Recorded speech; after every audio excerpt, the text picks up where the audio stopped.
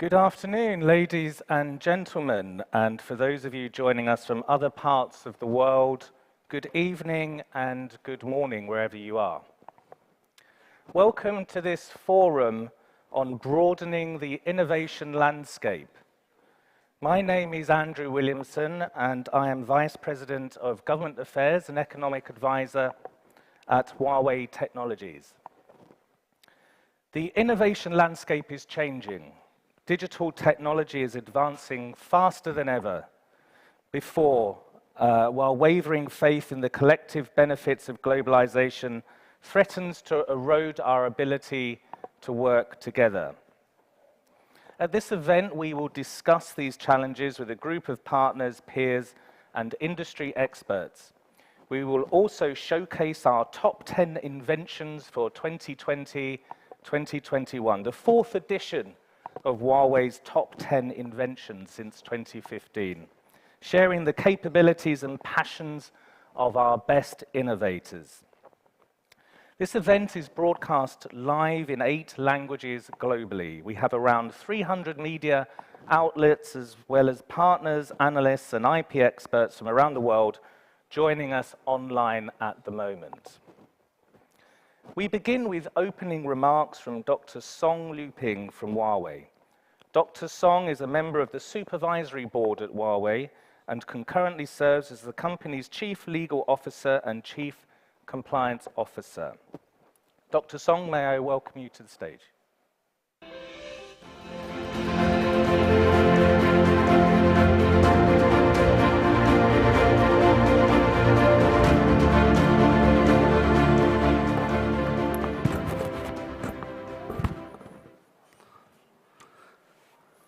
Ladies and gentlemen, good afternoon and welcome.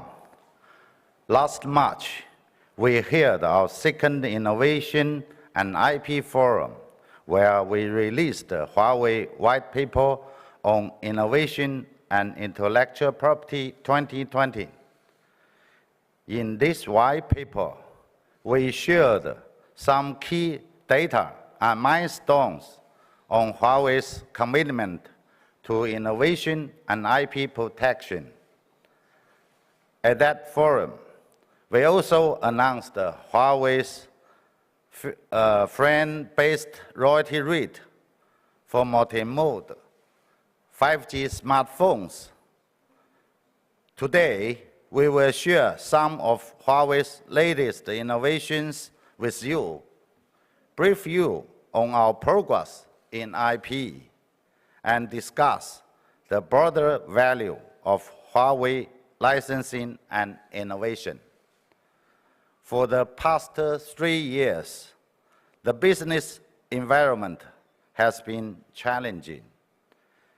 But the harder things get, the more determined we are to invest in the future.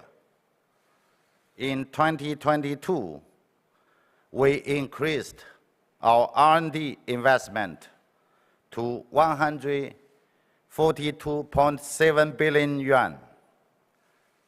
That's 22.4% of our total revenue. Both our R&D investment and percentage of revenue spent on R&D have reached a 10-year high. This made Huawei, the world's second largest investor in R&D, according to the 2021 EU Industry R&D Investment Scoreboard. Over the past few years, our annual investment in basic research has passed 20 billion yuan. Today, we will announce some of our new inventions.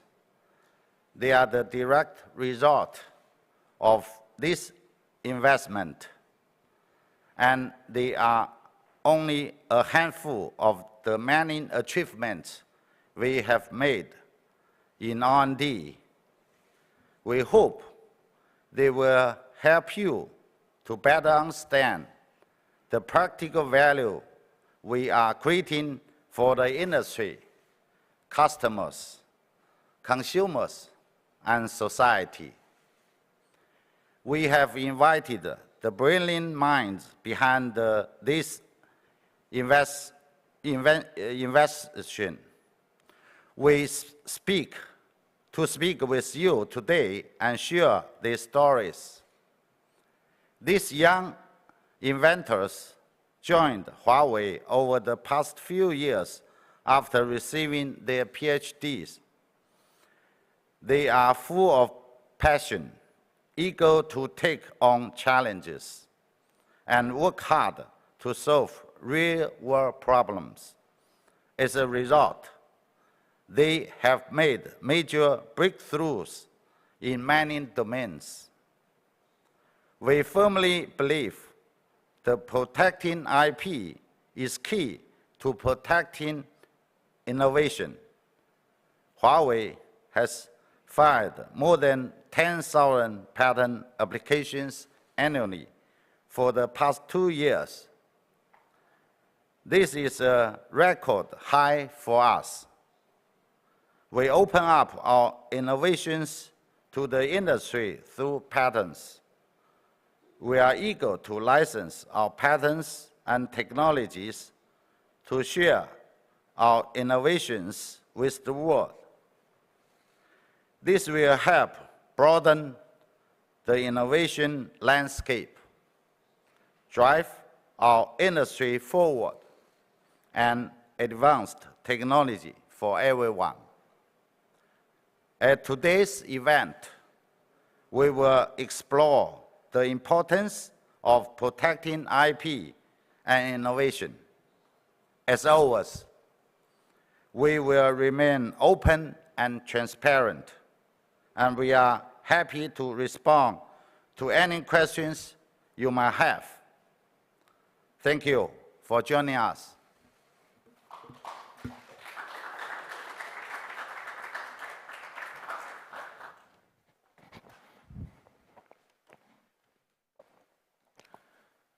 Thank you, Dr. Song, for your insightful observations and remarks. For our first keynote address, we are honored to hear from Tian Li Pu. Mr. Tian is the president of the International Association for the Protection of Intellectual Property China and former commissioner of the China State Intellectual Property Office. Over to you, Mr. Tian.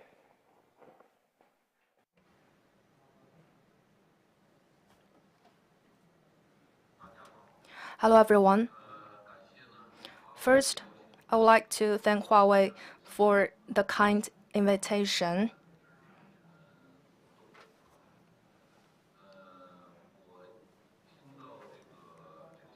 Upon hearing the news, I had been greatly looking forward to visiting Shenzhen and attending the forum in person. But unfortunately, due to the ongoing pandemic, I could only be here today online. China has long been promoting science and technology as the primary source of productivity. In addition, innovation is believed to be the primary force behind development and a strategic pillar underpinning modern economies. Such innovation is embodied in intellectual property. This is also discussed in Huawei's white paper on innovation and intellectual property. The paper explains how long-term investment in innovation, supported by great respect for intellectual property, has driven Huawei's business success and formed the cornerstone of the company's vision to build a fully connected, intelligent world. I completely agree with what Huawei says in this report. In the future, competition will be over intellectual property. Over the past few years, Huawei has been under huge external pressure. Despite this, it has not been crushed. Instead, the company has grown stronger than ever before and inspired more Chinese companies to pursue independent innovation. This shows Huawei's global competitiveness in the field of IP. Well, as we all know, within China's tech education community, The famous Qian Xue Sen question is often referenced, while the intellectual property community regularly discusses the famous Song Liuping question. Dr. Song, Huawei's chief legal officer, has often asked a question: why does the same Huawei patent have a much higher price outside China than inside China? I have heard him complain about this more than once. I think it reflects Huawei's sense of responsibility, mission, and urgency as a major IP holder. We know that it is impossible for Huawei alone to change the status quo in China, but this company has kept making changes and is showing the world the value of IP from China. Huawei is also driving the transformation and development of China's own IP system. Personally, I'm quite optimistic about IP development in China. This is because China is a super large, super complex, and rapidly changing country with a unique social system. The same is true of IP development.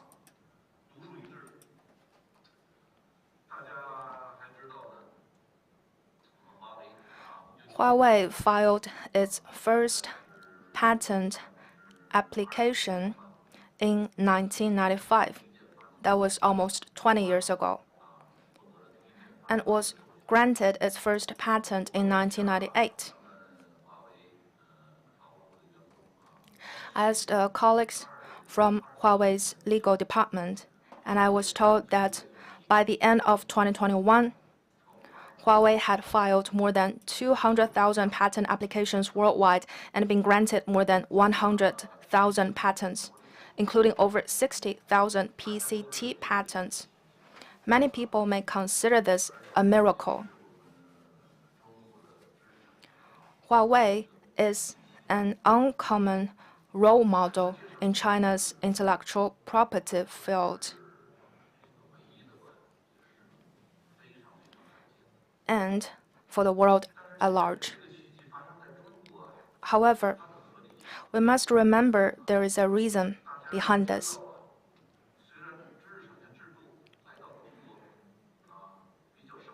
China basically copied the West's IP system. Early on, the implementation of the system was quite rigid, and it lacked a solid foundation. But it kept improving to meet China's own needs. The results of this process have been amazing. This IP system has successfully fueled some of the world's most exciting and disruptive developments within China's economy, science, and technology sector, and society at large. The IP system within China is now unlike any other we have ever seen. I have been working in IP for more than 40 years as a participant and a researcher in this process. I have yet to see the changes we have seen in China taking place in any other country.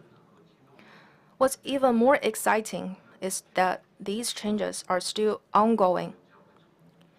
China will soon change from just being a large country in IP to a strong country in IP, and is sure to amaze the world in a number of ways. Huawei looks ready to stand at the forefront of this historical trend, follow its vision, and constantly innovate to scale new heights. Thank you.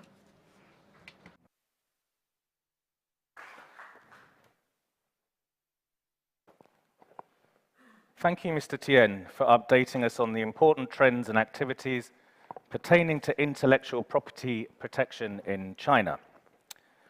Our second keynote speaker today is Professor Manuel de Santos. Professor de Santos has been a professor of law at Alicante University since 1992 and is a former vice president of the European Patent Office. He's also a fellow of the Eisenhower Foundation since 1998 and has authored 7 books and more than 50 articles about private international law, intellectual property law, and information technology law. Thank you for joining us today, Professor, and over to you.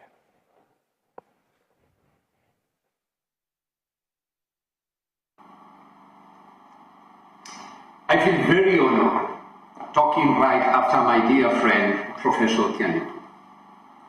Many thanks to Huawei for giving me this opportunity to address some brief messages to you. In fact, I have 3 powerful messages.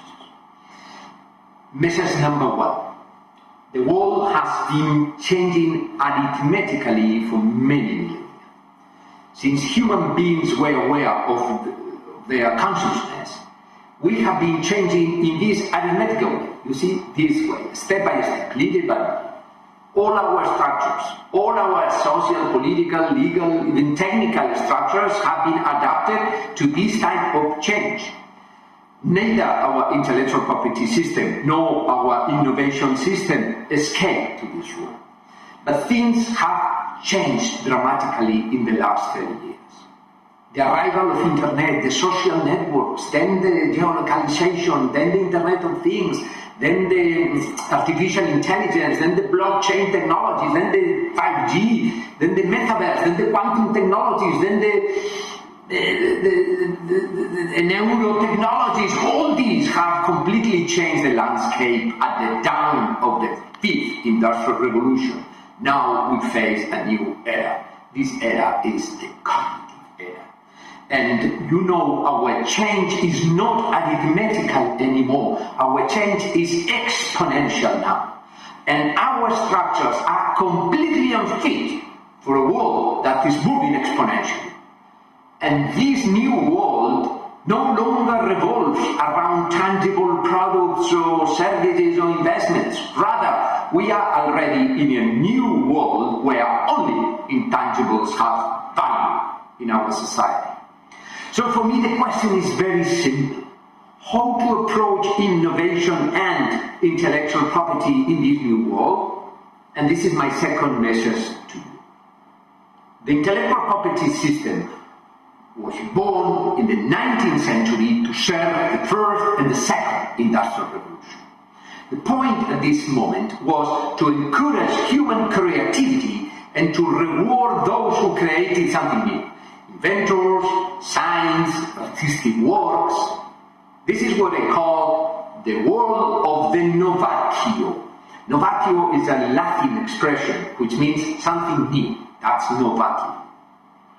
Therefore, our intellectual property system rewards the novatio, but not the innovatio. So know how to bring into the market for the benefit of society these new things. But in this new cognitive era, what really matters is not the novatio. What really matters is the innovatio. What matters is not anymore how many inventions or how many patents we manage to register, but how to ensure that all human beings, all our societies benefit from the consequences of such inventions and such patents. So as we increasingly shift from the world of novatio to the world of innovatio, it is time to openly state that it is a mistake to continue focusing the success of our intellectual property system on the number of patent applications or on the number of patents. We should not focus on the novatio, but on the innovatio. So the point is not to have many patents. The point is to focus on the many patents that are in the market benefiting people. So to focus on the quality of our patents. And now, last, my third message to you. What should be the role of companies like Huawei in this new world? My view is that we all have to review our mission. The new intellectual property system should be anchored in innovation, from innovation to novation. So it should be anchored in the creations that society requests and that actually ameliorate the quality of life of human beings. The intellectual property system should assure that these are the creations that merit protection, because these are the ones that brings actual value. And the mission of companies like Huawei should put the accent again and again on this point. So please do not forget that crises are no longer cyclical. Crises are now systemic. Companies like Huawei will have to learn how to live in situations of permanent crisis. They will have to learn how to sail against the wind. So good luck. I wish you an excellent Congress and above all, a very successful navigation in this new world. Thank you very much.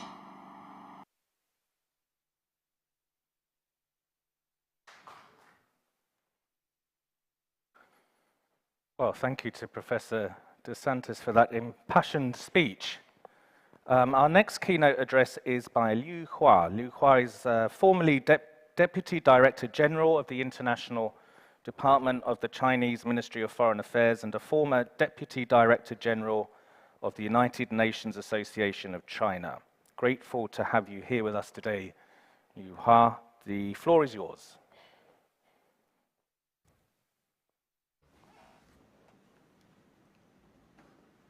Ladies and gentlemen, good afternoon. I'm very glad to participate in Huawei's third forum on innovation and IP. On behalf of the World Intellectual Property Organization, I'd like to congratulate Huawei on this forum and extending sincere greetings to all of you. Today, major changes are unfolding around the world despite the pandemic. These changes are creating opportunities for new technological revolution, especially in digital innovation. New technologies such as AI, blockchain, cloud computing, big data, IoT, and metaverse are changing the way we work, live, and entertain ourselves. Innovation will be the way forward for economic recovery and sustainable development during and after the pandemic. So how can one stand out in this new technological and industrial revolution? The key is also innovation. In 2020, total intangible asset value rose to $65.7 trillion, representing 54% of all listed global value. Over the past decade, the number of applications processed by Whipple has increased by 60%. Economies are investing more into innovation and creative industries, and are increasingly aware of using IPR to protect their innovations.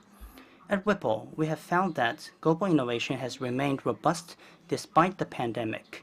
In 2020, scientific output, R&D expenditure, IP filings, and venture capital deals continued to increase. In 2021, Whipple's global IP services for patents, trademarks, and designs grew to record-setting levels. That same year, 277,500 international patent applications were filed via PCT. Whipple's Madrid system and Hague system each saw double-digit growth in applications, 14% and 20.8% respectively. These figures show that human innovation remains strong despite the pandemic. Businesses play a major role in innovation. Among global innovators, Huawei's performance is especially impressive. In 2021, Huawei topped the list of PCT applications for the fifth year in a row with 6,952 applications, nearly 1,500 more than they filed in 2020.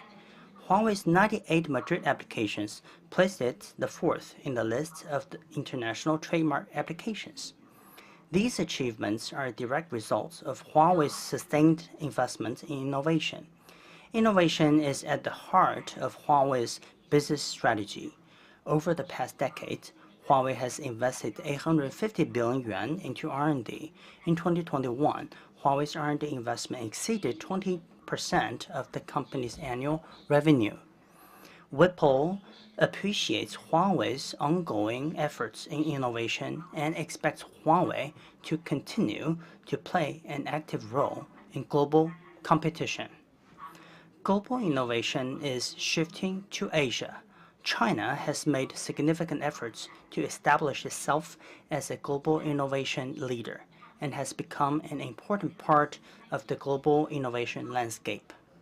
China is ranked 12th on WIPO's Global Innovation Index 2021 and is the only middle-income economy to make it to the top 15. If its growth continues, it will reach the top 10 soon enough. China also boasts 19 of the top science and technology clusters worldwide, with Shenzhen, Hong Kong, Guangzhou, and Beijing in the second and third spots, respectively. In 2020, China accounted for 45.7%, 54%, and 55% of the world's patent, trademark, and industrial design applications, respectively. And in 2021, China ranked the first, third, and 10th, respectively, in WIPO's PCT patent system, Madrid system, and Hague system. The Director General of WIPO, Darren Tang, has said that China has made remarkable achievements in innovation, creativity, and IP. These achievements are the results of China's policy planning, implementation, and evaluation, and ever-improving IP ecosystem. WIPO Chief Economist Carsten Fink also noted that the rise of China's innovation economy was not just an artifact of one or two indicators, it was something that we saw in all pillars of the innovation ecosystem, with more Chinese multinational companies competing globally based on their technological edge. Last month, Xi Jinping reiterated China's commitment to innovation-driven development.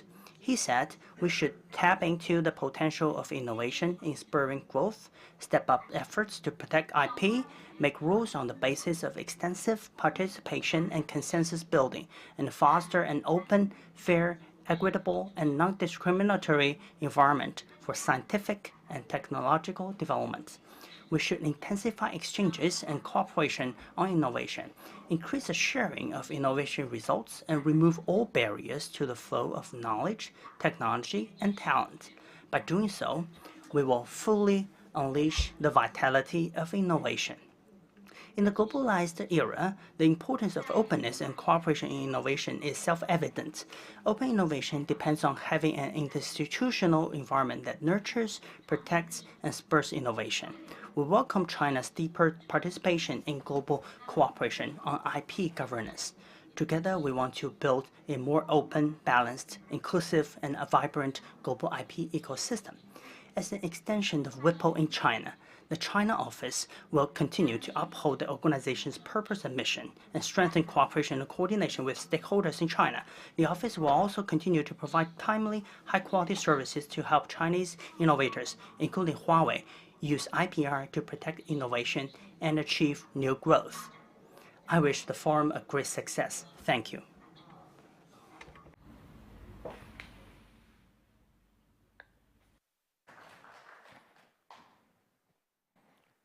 Thank you, Liu Hua. Our final keynote speech is by Alan Fan. Alan Fan is the head of intellectual property rights at Huawei Technologies. Alan will be providing us all with an update on Huawei's patent business, our latest data on intellectual property and patent applications, and will also introduce our top 10 inventors section. So without further ado, can I welcome Alan to the stage?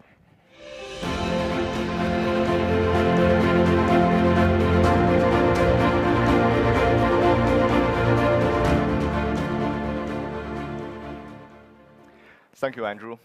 Thanks also to the speakers before me, and welcome. The essence of patent system is to incentivize innovation, promote tech openness, and boost prosperity. It's well known that Huawei invests a lot in R&D, and our goal here is to make the fruits of our investment more accessible to bring greater value to the industry. Now, please allow me to update you on IPR at Huawei. For 5 straight years, Huawei has ranked #1 globally in terms of PCT applications. And this number almost hit 7,000 last year. That's the highest number in the history of PCT for a single applicant.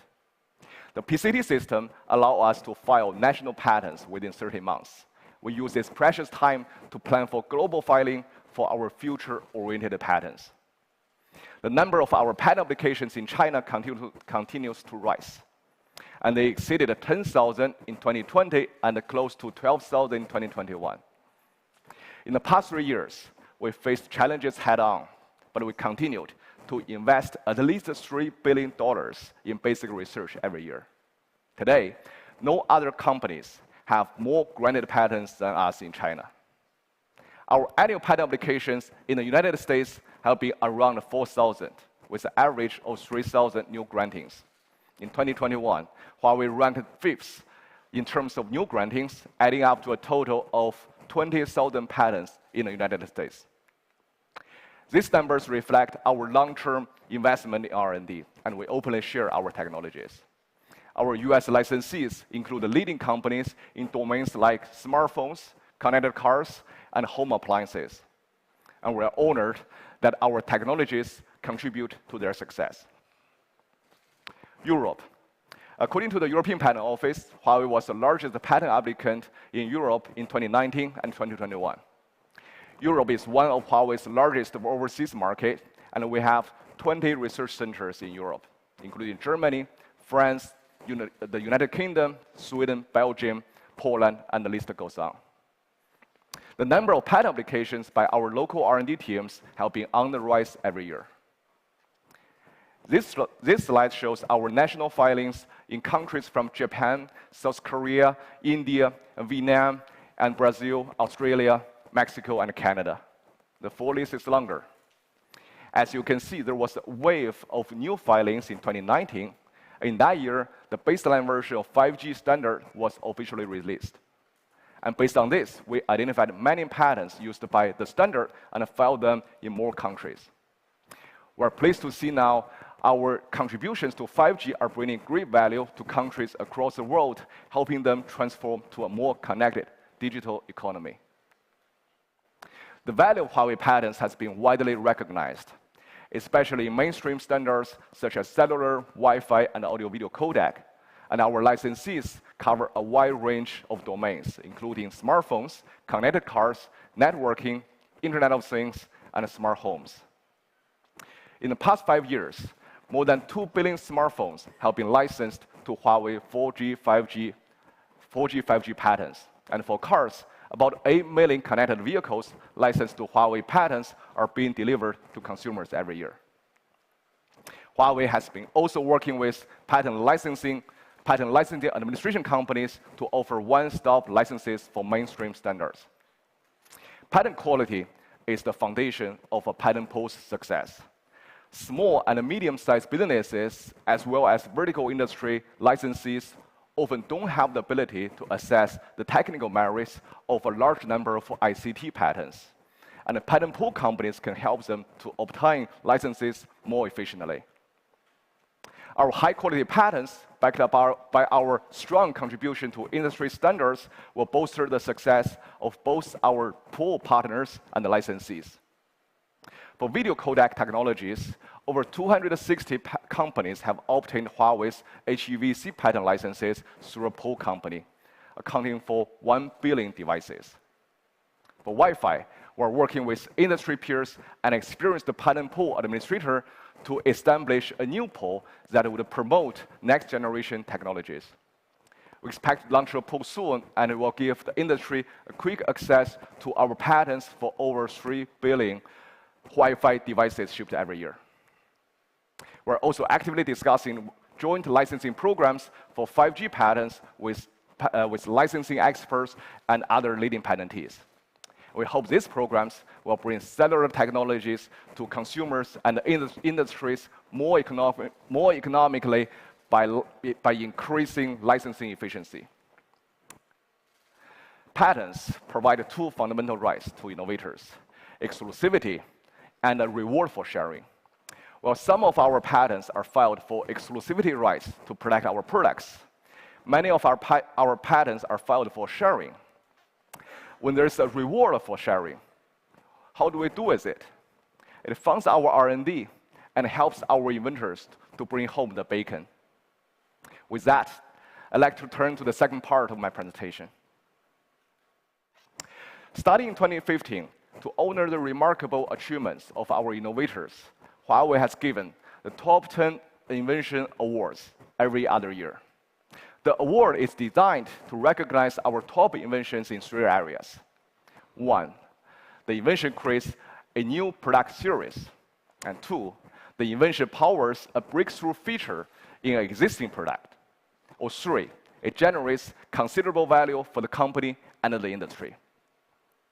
In 2021, we broke the rule by giving the award to 11 inventions, not 10, because there was a tie in the final voting process, and all the finalists were just too good to be dropped.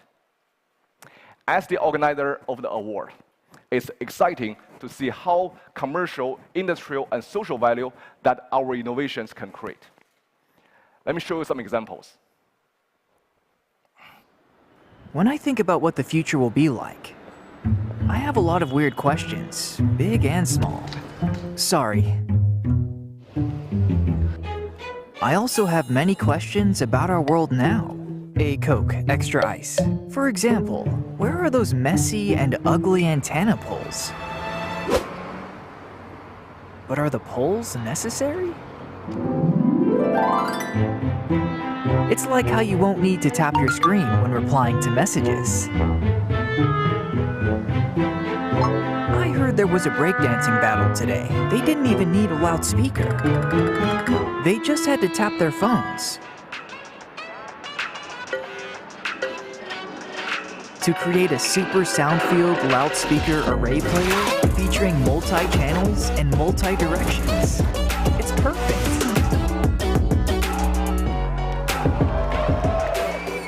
Today's Mr. Right's lucky day. He's met his Miss Right. Mr. Right is shy. He just sent an emoji. Yeah, literally one emoji to start their story. Today was also a dangerous day.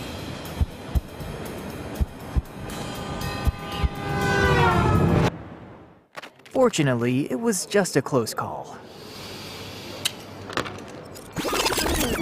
You must be wondering how he knew it was a red light.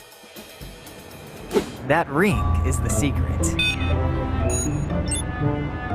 But you still have to be careful, man. Buddy, looks like you'll lose your job. Traffic jams can be a big trouble, especially if an ambulance is stuck in traffic. Remain calm. Emergency lane planning and autopilot are now on. Very helpful.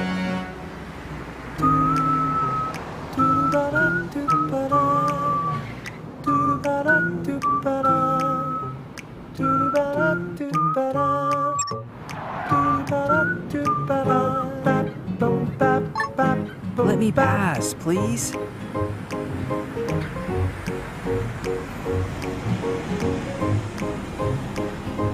Thanks. The congestion will ease in 10 minutes. Why not play some music? Why are you looking at me? Haven't you heard about gesture control? It is used everywhere. Look, the future is so nice.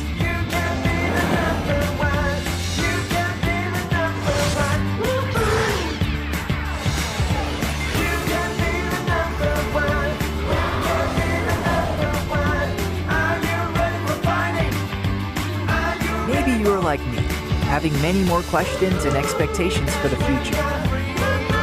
All of the answers are in my head.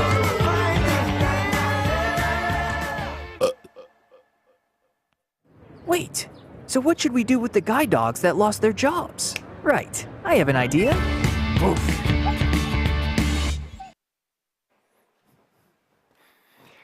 Sadly, not all the inventions in the video were winners of the award. All nominees are the best of the best, but the competition was fierce. Now, it's my great honor to introduce the winners of the Huawei Top 10 Inventions of 2021. Number 1, all-new adder neural network. This invention reduces computing power usage and circuit area by 70% while ensuring accuracy. Derivative technologies have broad applications in terminal devices, consumer electronics, smart cars, and telecom networks. And number 2, a multi-object interaction algorithm. This algorithm resolves some of the foremost challenges in autonomous driving. These include positioning, perception, and decision-making challenges in complex urban scenarios where people and vehicles are mixed. Our invention resolves 70% of challenges in these interactive scenarios and shortens vehicle pass-through time by 40%. It also reduces storage overhead by 200 times and cut computing power usage by 85%. Number 3, arrays on fiber optics. The passive nature of optical fibers makes them hard to manage. And this invention marks each fiber with a unique optical arrays, serving as a biometric identity. And this helps carriers accelerate broadband rollout, reduce resource waste by 30%, and cut operational cost by 20%. Number 4, full precision floating point computing. This invention is a fusion of high efficiency and high precision. It meets floating point computing requirements for both high-performance computers and AI inference. And this invention has become part of our Ascend chips. Number 5, a revolutionary head-up display. This invention solves ghosting, glare, and vertical problems for automotive head-up displays, and cuts size, frees up computing resources, reduces latency, and makes augmented reality head-up display system more visible, affordable, and user-friendly. Number 6, deterministic IP. This invention enables deterministic, low latency, and low jitter for large-scale packet networks. Using this, we released the industry's first and only deterministic IP solution, achieving microsecond-level response time for industrial remote control. Number 7, Kite for core networks. This invention allows carriers to deploy remote networks or Kite networks on their customers' premises. It helps meet stringent reliability and security requirements for scenarios like manufacturing, mining, and education. Number 8, massive MIMO in and out. This invention addresses several major challenges for indoor and outdoor 5G deployment. In indoor scenarios, Blade AAU simplify 5G network deployment and ensure optimal cross-generation network performance. In indoors, distributed MIMO greatly improves 5G capacity and user experience. Number 9, 5G single air. As a standardized 5G technology, this invention allows networks to use more shared spectrum. Compared to 4G, spectrum sharing with earlier generations of radio technologies increased from 40% to 90%. This invention also allows us to achieve millisecond-level dynamic spectrum sharing in commercial networks. It is the only solution of its kind and is currently used by 26 network carriers in the world. Number 10, dual-active network attached storage. This invention is behind the world's first symmetric active-active high-end storage system. It doubles storage performance, meets scalability and zero service interruption requirements for sectors like transportation, energy, and finance. Number 11, Link Turbo and HyperHold, a device acceleration bundle. With this invention, our smartphones are able to deliver a smooth user experience under all network and memory usage conditions. Link Turbo greatly improves concurrent download rates and reduces game delays and video buffering time. At the same time, HyperHold greatly expands available memory and improves basic read-write performance. Behind these inventions are some of the brightest minds in our company. And you will be surprised how young they are. Now I'd like to welcome 3 of our next generation inventors to join us on stage. They represent the teams that competed for Huawei's top 10 inventions of 2021. And the first speaker is Wang Yunhe, the lead inventor of our award-winning Adder neural network. Yunhe, the floor is now yours.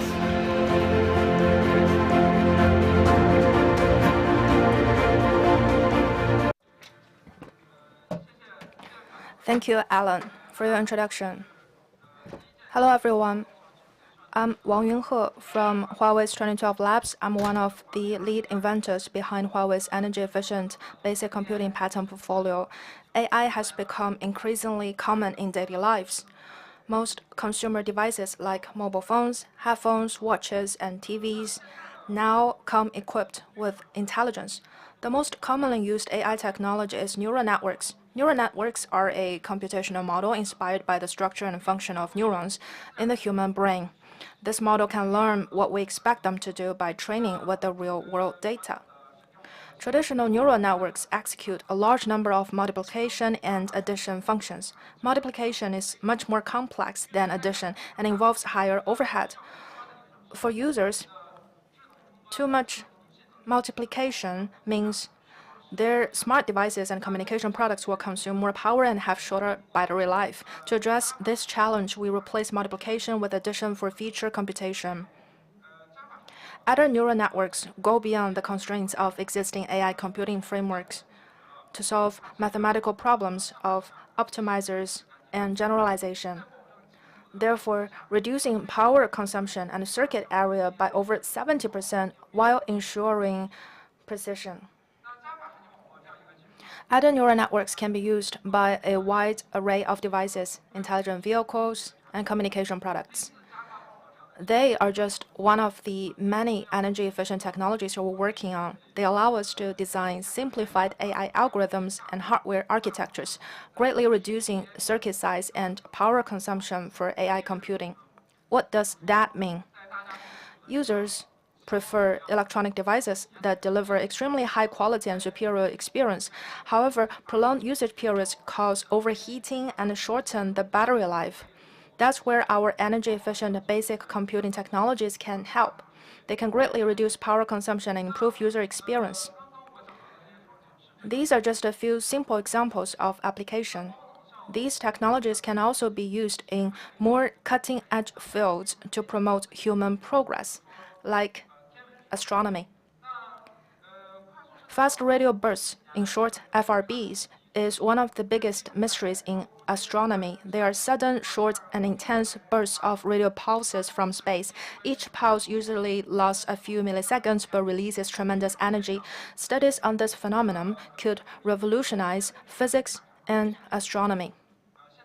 Scientists believe such signals could be linked to remnants of the Big Bang or even extraterrestrial life, but they are very difficult to observe.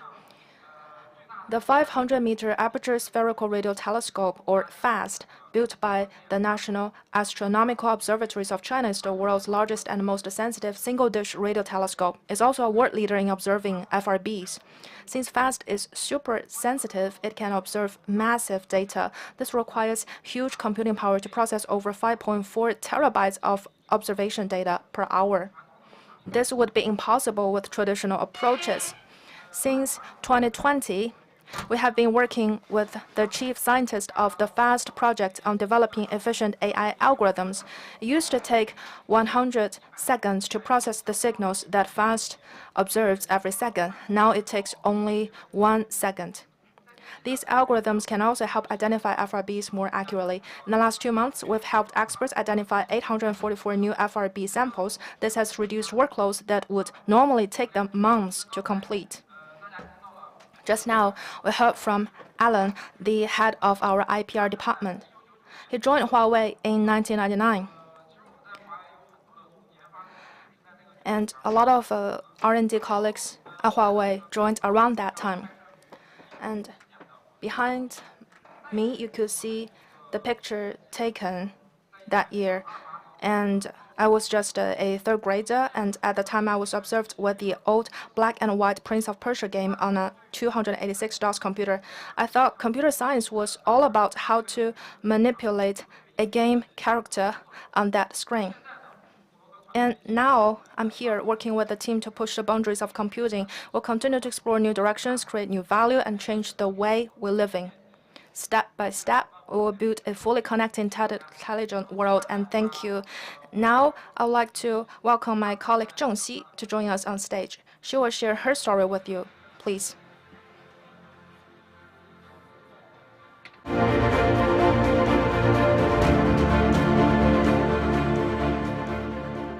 Good afternoon, good evening, and good morning. My name is Zheng Xi. I'm with the Networking and User Experience Lab of Huawei's Global Technical Services Department. I'm also one of the lead inventors of the SRCON patent portfolio. SRCON is short for Simulated Reality of Communication Networks. It is about creating a digital twin of a real-world mobile communication network. So what does it mean? Let's translate that for a bit. We've all run into one of those moments when we watch a video on our phones, but it pauses midway through. Or when we cannot play an online game because it's just constantly buffering. Don't you just hate it? Makes you wish if you could just go out there and adjust the antenna yourself to get a better connection. That's why we need a high-speed and stable wireless network that is able to provide a satisfying service to our customers.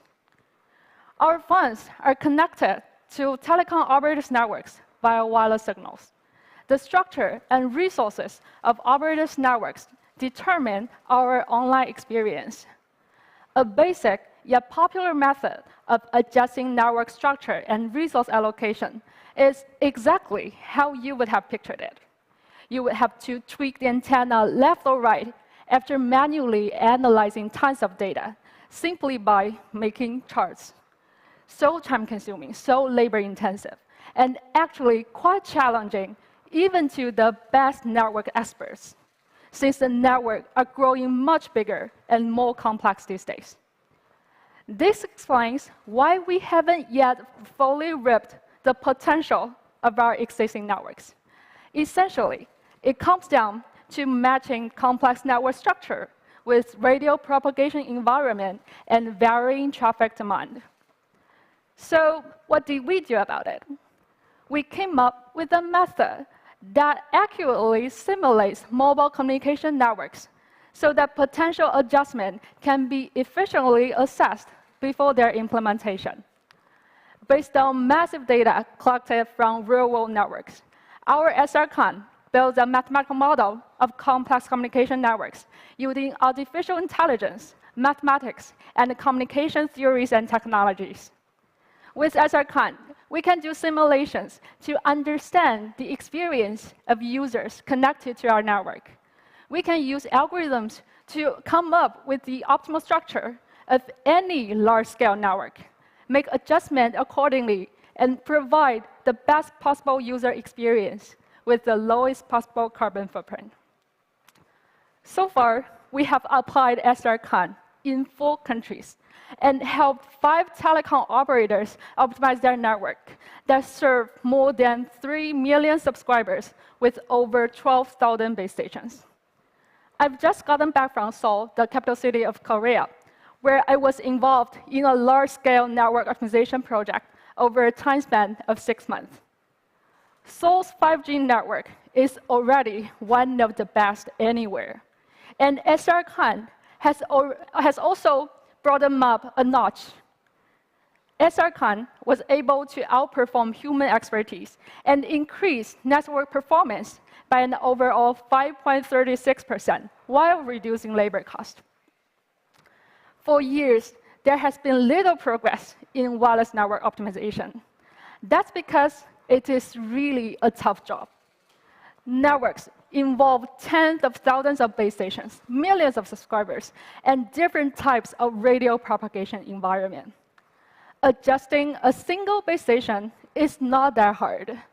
Doing the same thing for a network that covers an entire city, that is completely a different story. We will have to take into account the wireless propagation environment in every part of the city, the base station types and networking modes, the physical features of terminals, and the user behaviors at the different times and different places. There's too much uncertainty to be considered here. In addition, the scale of networks is insanely huge. There are more than 50,000 5G base stations in Shenzhen, creating more than 1 terabyte of network log data each hour. And network components are so deeply coupled with each other that any single adjustment will have an impact on the entire system. Without an accurate simulation, any attempt to optimize the network will be in vain. This patent portfolio is a result of the collaboration between Huawei and academia. The approach was proposed by 罗志全教授, Professor Tom Luo, from the Chinese University of Hong Kong in Shenzhen. 2 years ago, Huawei, the Chinese University of Hong Kong in Shenzhen, and the Shenzhen Research Institute of Big Data set up a joint lab together. It was there we started discussing network optimization with Tom. Following 4 days of intense discussion, Tom proposed the idea of building a simulator. This is how SRCon came into being, and we believe it is the best and the only way to move forward. ICT is a very mature industry. SRCon's success in network optimization relies on Huawei's strength in data, computing, talent, and industry-academia collaboration. We have a large number of staff with years of on-the-ground know-how in network operations who know firsthand what the real problems are. By connecting their knowledge with the frontiers of research, we are able to leverage the expertise of both communities and translate theoretical breakthroughs into commercial success. The outstanding academic research of Tom's team also played a key role. Network optimization is really hard. We cannot just sit on formulas or hypothetical models. We need a sound platform to put it all to work and to make it all work. No one has developed a viable network optimization model so far. There's still so much more to do. We still have to apply the network simulator to more scenarios and include all the signals that our phones have access to, and bring digital to every person, home, organization, for a fully connected, intelligent world, bit by bit and byte by byte. Thank you. I'll leave the time that follows to my colleague, Cheng Suyuan, from Huawei's Novosark Labs. Suyuan, the floor is all yours.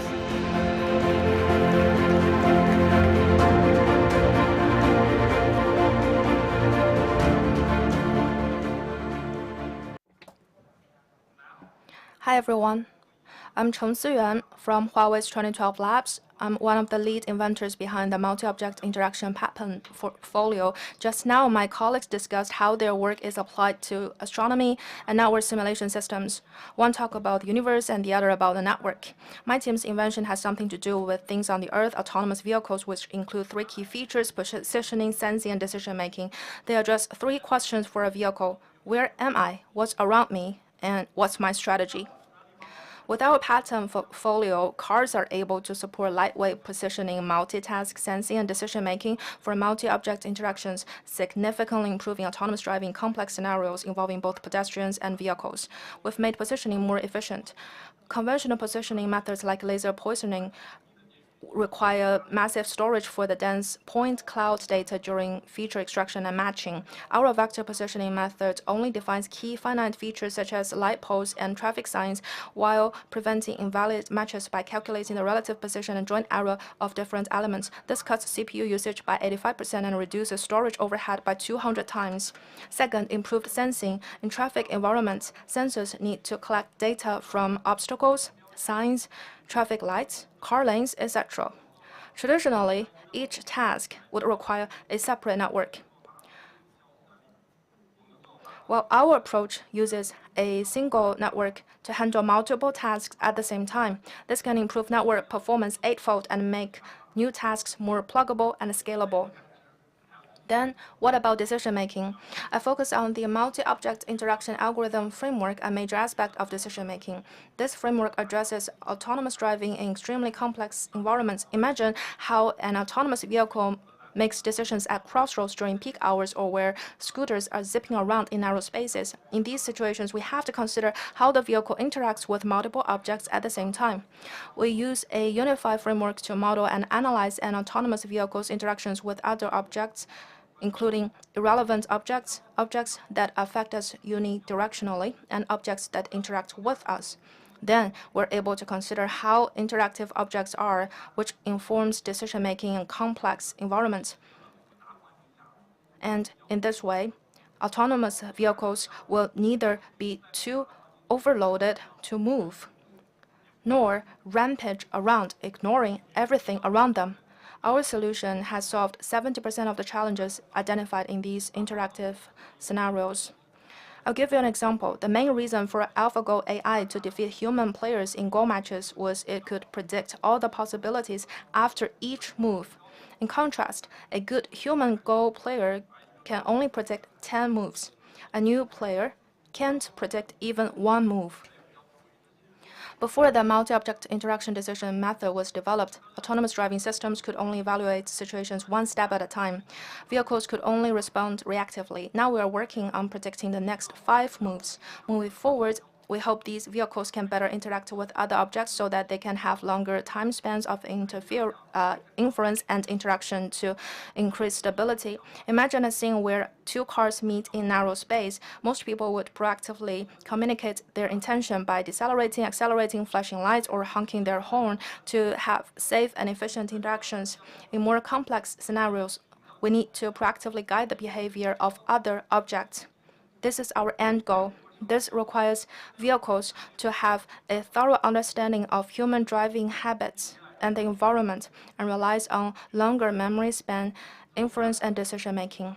Autonomous vehicles is an important use case for AI, involving multiple AI disciplines and enormous technical challenges.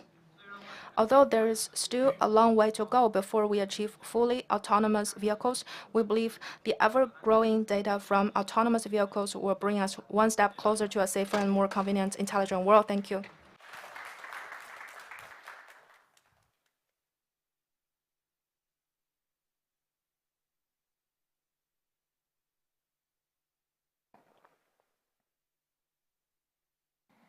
Well, thank you very much to Alan and the inventors. Some extraordinary research being undertaken there. Right, so now to the panel discussion. It's my distinct pleasure to moderate this panel today on the proposed topic of IP and open innovation under shifting global tech dynamics. We're very fortunate to have with us here in the studio and online some of the world's leading thought leaders and experts on intellectual property issues for this discussion.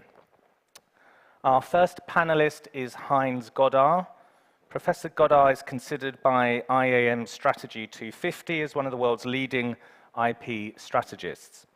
Professor Goddard is also one of Germany's top patent attorneys with physics as their technical focus. Our second panelist is Audrey Yap. Audrey is qualified both as a lawyer and patent attorney and co-founded her ASEAN regional firm, Yusan Audrey, in 1999. Audrey is frequently acknowledged as one of Singapore's leading lawyers and is internationally known as IAM World's leading IP strategist for 14 years running since 2009. Audrey is a past president of LESI and a member of the WIPO World Economic Forum International Steering Committee for the Inventor Assistance Program. Audrey is also chairman of Singapore's Innovation and Productivity Institute. Good afternoon to you, Audrey. Our third panelist joining us is Alan Fan. Alan, perhaps you could join us back on stage. Alan is a Huawei veteran with over 20 years' experience at the company. He is currently the director and leader of Huawei's intellectual property team. Our fourth panelist today is Mattea Fogliacco. Mattea is the CEO of Sysville International. Founded in 1982, Sysville is a world leader in fostering innovation and managing intellectual property. Mattea is published widely on the issues of technology and IP commercialization markets. And our final panelist is Patrick Nice. Patrick has a long and distinguished career as a senior diplomat and has held the position of Belgian head of mission in Osaka, Shanghai, and Hong Kong. Since retiring from the Ministry of Foreign Affairs in 2013, he has based himself in China as the co-founder of the European Union-China Joint Innovation Centre. Patrick also provides expertise and advice on cross-border investments. Welcome, Patrick, and if you could join us on stage, please.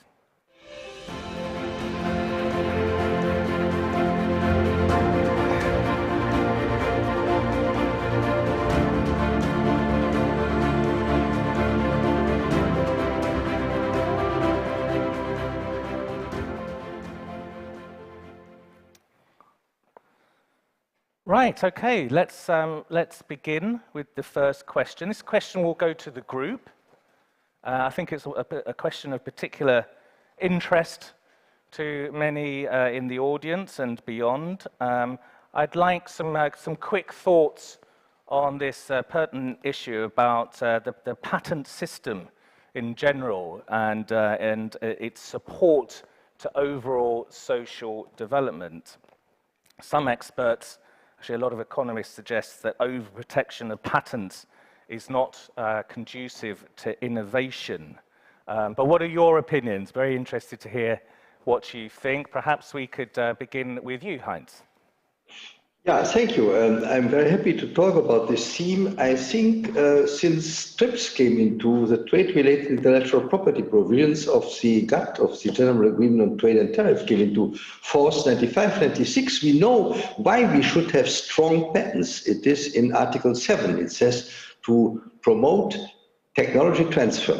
And this has fascinated me from the beginning, and I think you can see this from patent numbers, for example. If somebody patents a lot, he indicates he wishes to share. He wishes to use the door in the fence created by patents or whatever you call it around IPRs about innovation, and who patents wishes to share. Sharing means by licensing, for example. That means if patents are strong, innovation takes place because investment takes place into R&D, and if that is done, the sharing can take place by giving licenses to others. For that purpose, strong patents are necessary, and also, however, opening clauses, that means a willingness of patentees to share the innovations with others, or even maybe by opening clauses certain countries have, like my country in Germany, namely that if you improve already patented subject matter by a new patent, by a new improvement patented, then you are entitled to use that improvement, to bring it to mankind, and under certain provisions, the owner of the old technology patent is compelled to give you a license. It comes as a cross license to introduce more and more improvements. Strong patents, from my viewpoint, and the patent system is very good in that, are necessary to create out of innovations tradable goods, which you can sell, you can license, you can allow others to share. This is the purpose, and this, I think, the more patents and the less trade secret protection, if I may say so provocatively, the better for innovation, creation, and sharing. Thank you, Heinz. Perhaps we could turn to you now, Audrey, and give us some quick thoughts on this issue. Oh, I think you might have to unmute yourself there, Audrey.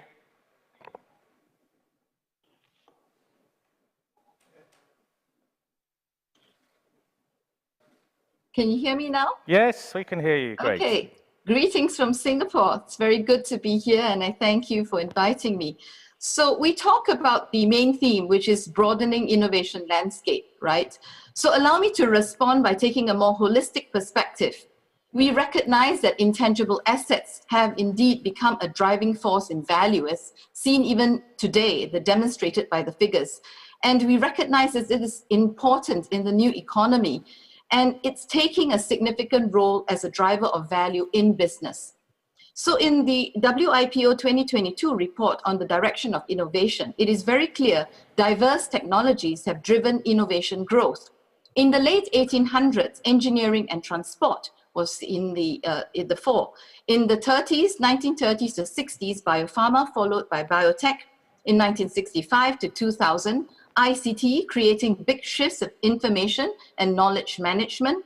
And then from 2000 to date, we see digital technologies. In fact, digital technology has grown 172% faster than all other patterns based on the average in the past 5 years. I think clearly demonstrated by Huawei as well.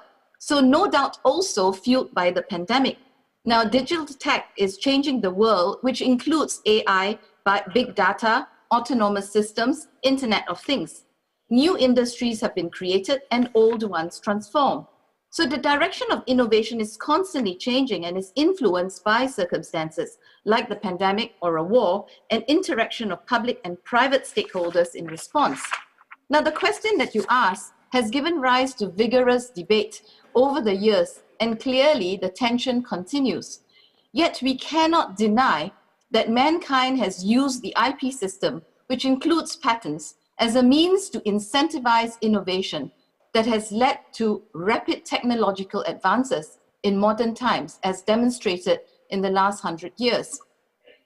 The non-physical nature of intellectual assets from innovations and the infinite scalability of these assets across geographical boundaries means a clear system is needed to identify, protect, own, and monetize these assets. The system that has worked is the IP system. Ownership is key as it confirms defensibility of IP rights.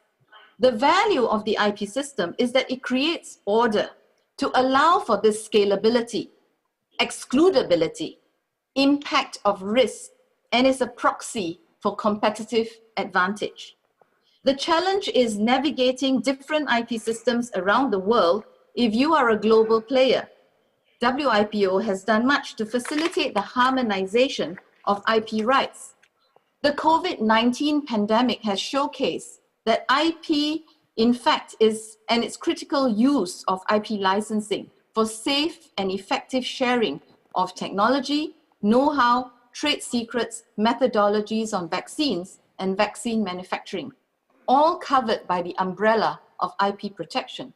So we have to ask the question, if not for the confidence in the IP system and rule of law to keep the proprietary processes safe, would companies transfer IP at all? The huge effort in public-private sector activities today, where today we have 20 billion doses, right, show us that IP is the reason that it is not the reason why it's not getting to patients. Clearly more needs to be done, but blocking IP is not one of them. So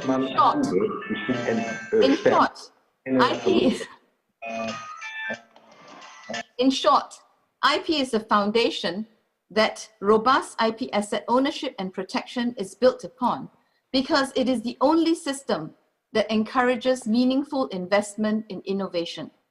The key question is with no IP system and patent protection, would inventors, investors, and even policy makers behave the same? Would anyone develop, spend money and years on R&D, invest if they knew it could all be taken away and waived after the fact? I think the answer is clear. Okay, thank you very much, Audrey. Perhaps we can turn to our guests in the studio. Over to you, Alan. Some quick thoughts on this No problem. important issue. Thank you, Andrew. Well, I think I heard some big numbers from Audrey. I kind of lost track how big are they, but I know the company have many patents. So I think I want to talk about the sharing really, as Heinz raised. So when we talk about the problems or troubles of patent, it's typically caused by low quality patents. But we actually cannot imagine of a world, at least in our industry, that there's no sharing of patents. Because patents are meant to be shared. Thinking of Huawei's 200,000 patents, maybe there's another company having another 100,000, another company have 50,000. There are just enormous amount of patents in our industry. And that leads to a situation that the patents the system has to evolve to a world of sharing. You cannot imagine, we use all of our 200,000 patents to exclude our competitors from the market. And so it's really about the sharing among the the competitors, really, and build the world together. But in the course of doing this, certainly there are conflicts, there were issues, and I think that it comes to the question of patent quality. Because when we talk about a large number of patents, when it comes to the real value patents, as the top 10 invention we're talking about, we're celebrating today, are the better patents that really bring features to products, really bring value to consumers, to industries.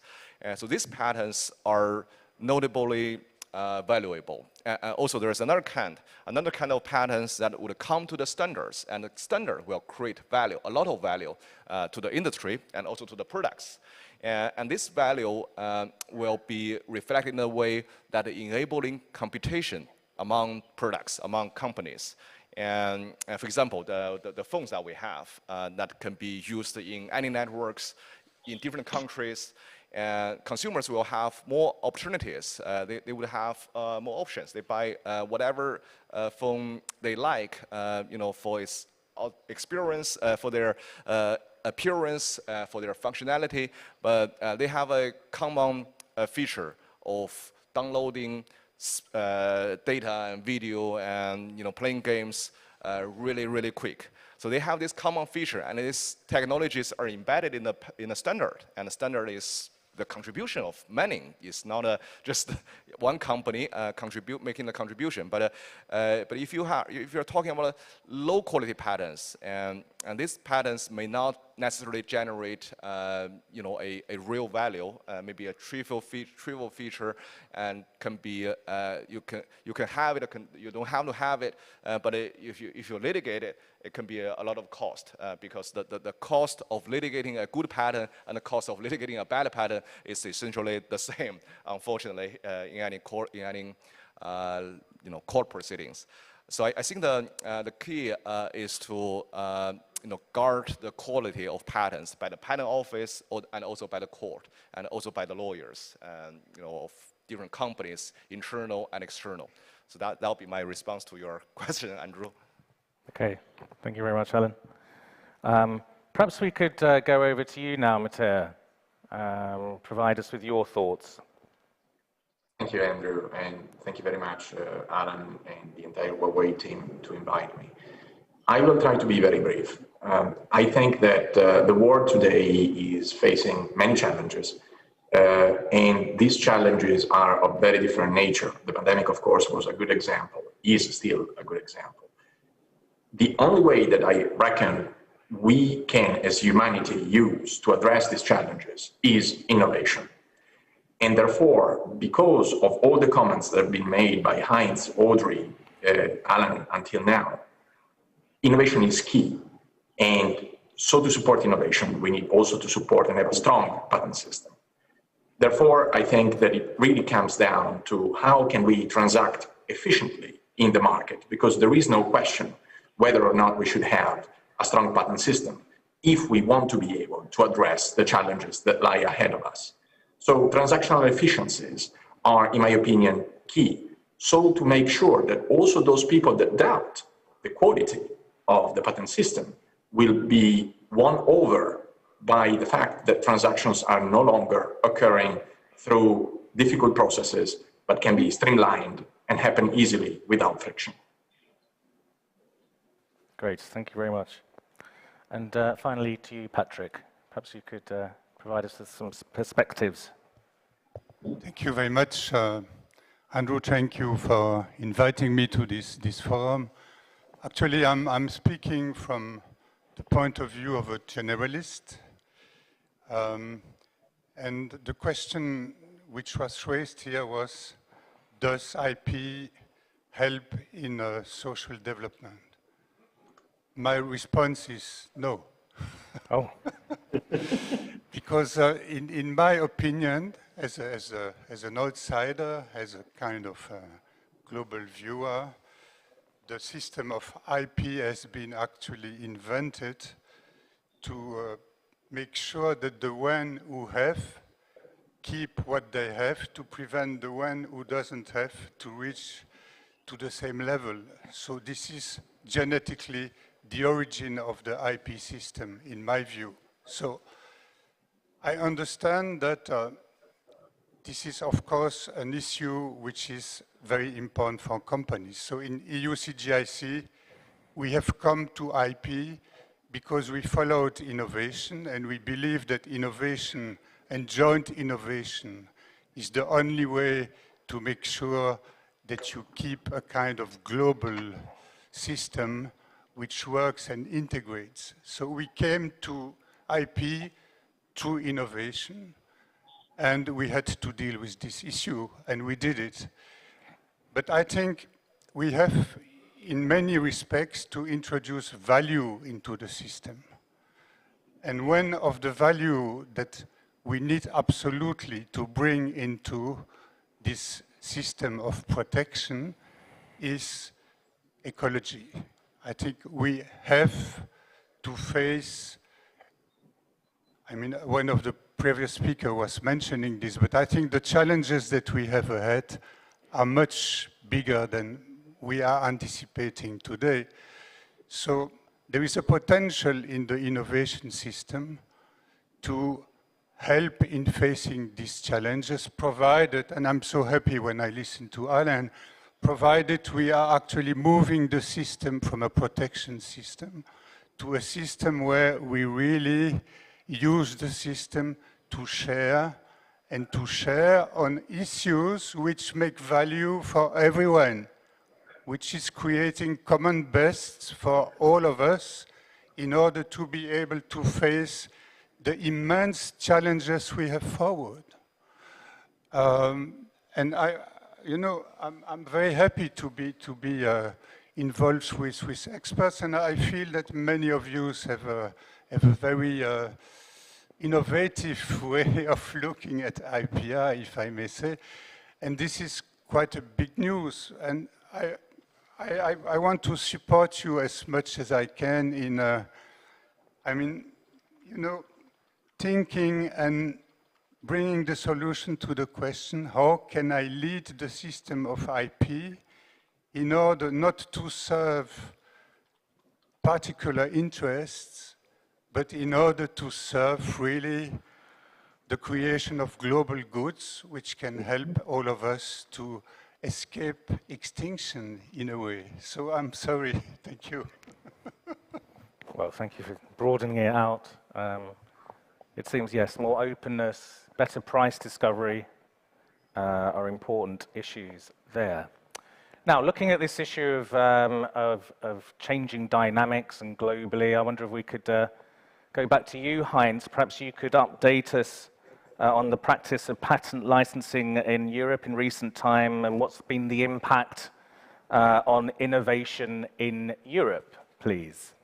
Yeah, thank you so much. I mean, it will not be surprising that I talk basically or primarily about Germany, because I'm a German. I live in a country in Germany. I have the privilege to do that, which has by far the most inventions per capita, I think, all over Europe. I think it is not the result of ingenuity of the German technicians, inventors, physicists, chemists, whatever. It is a result of our employees' invention law, which has been created in the 40s of last century, and makes sure that whoever invents something and gives it to his company or university gets a special fair remuneration. This is a giant incentive system which came into force in 1942 already. It was modified over the years, and this is the result of it. Many patent applications. Now, what do I do in such a country with such patent thickets, if some people may say, in order to make it possible that the inventions protected by patents are shared with others?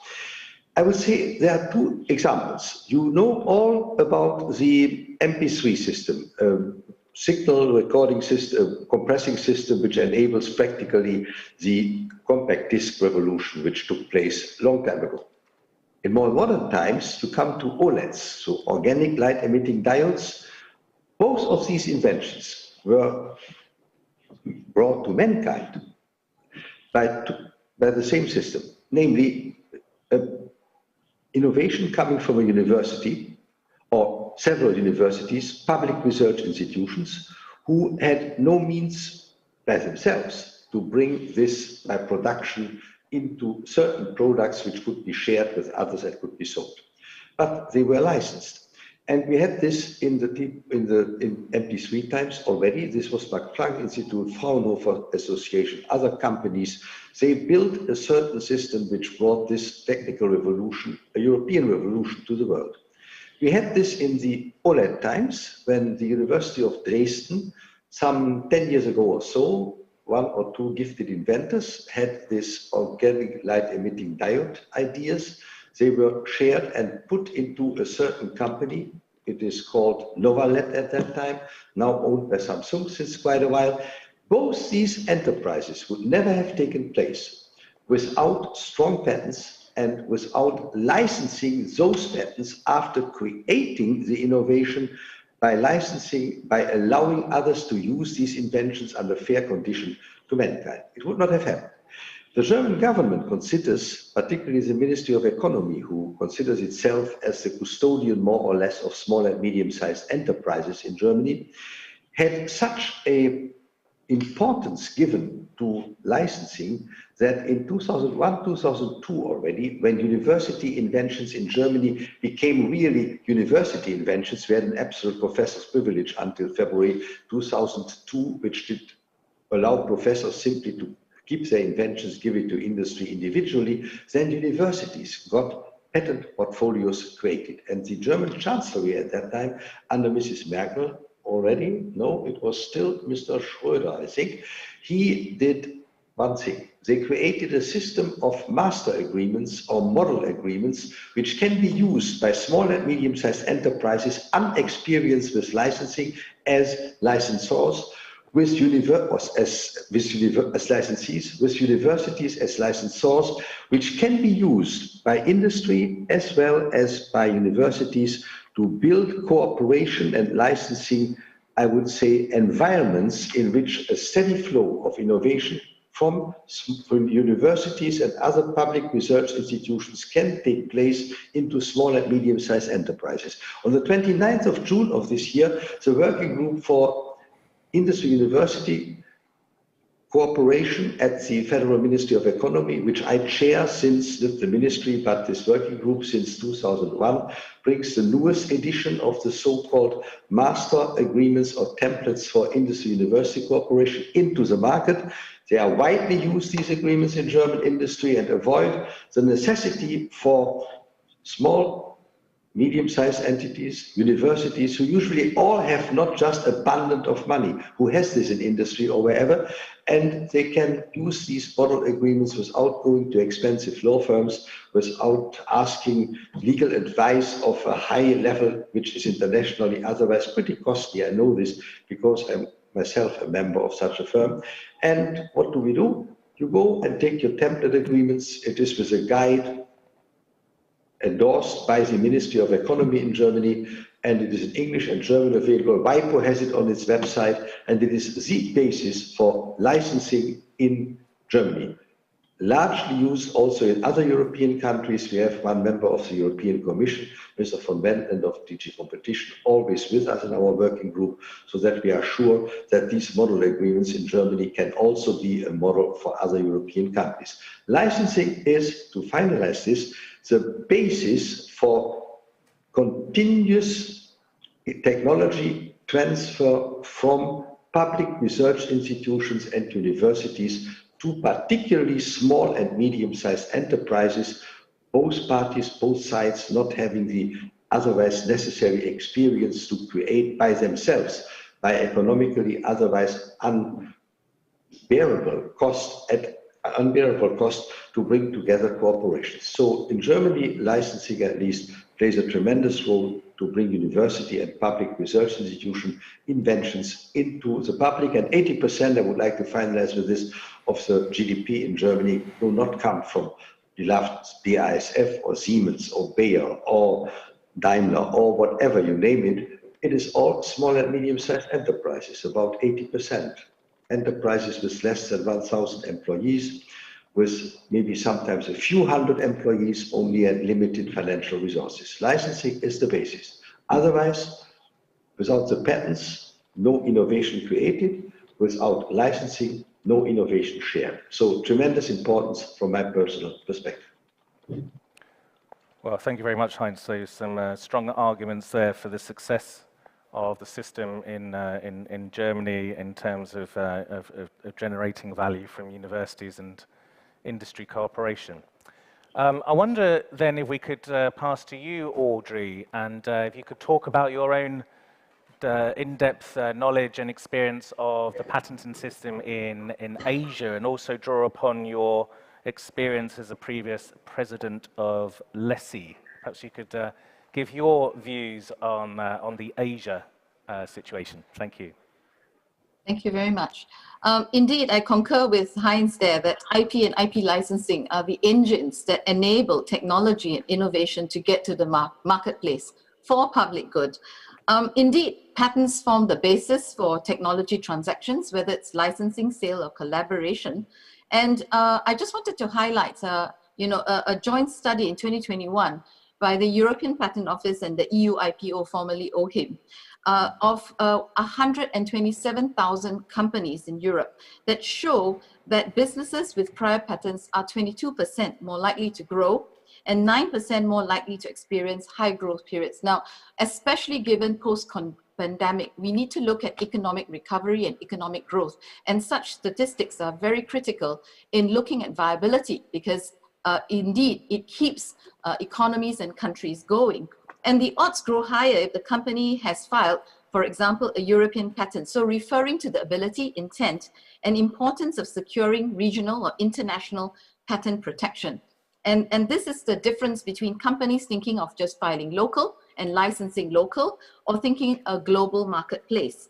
Now, the report also states that there is a distinction between companies in how they use the different types of IP rights.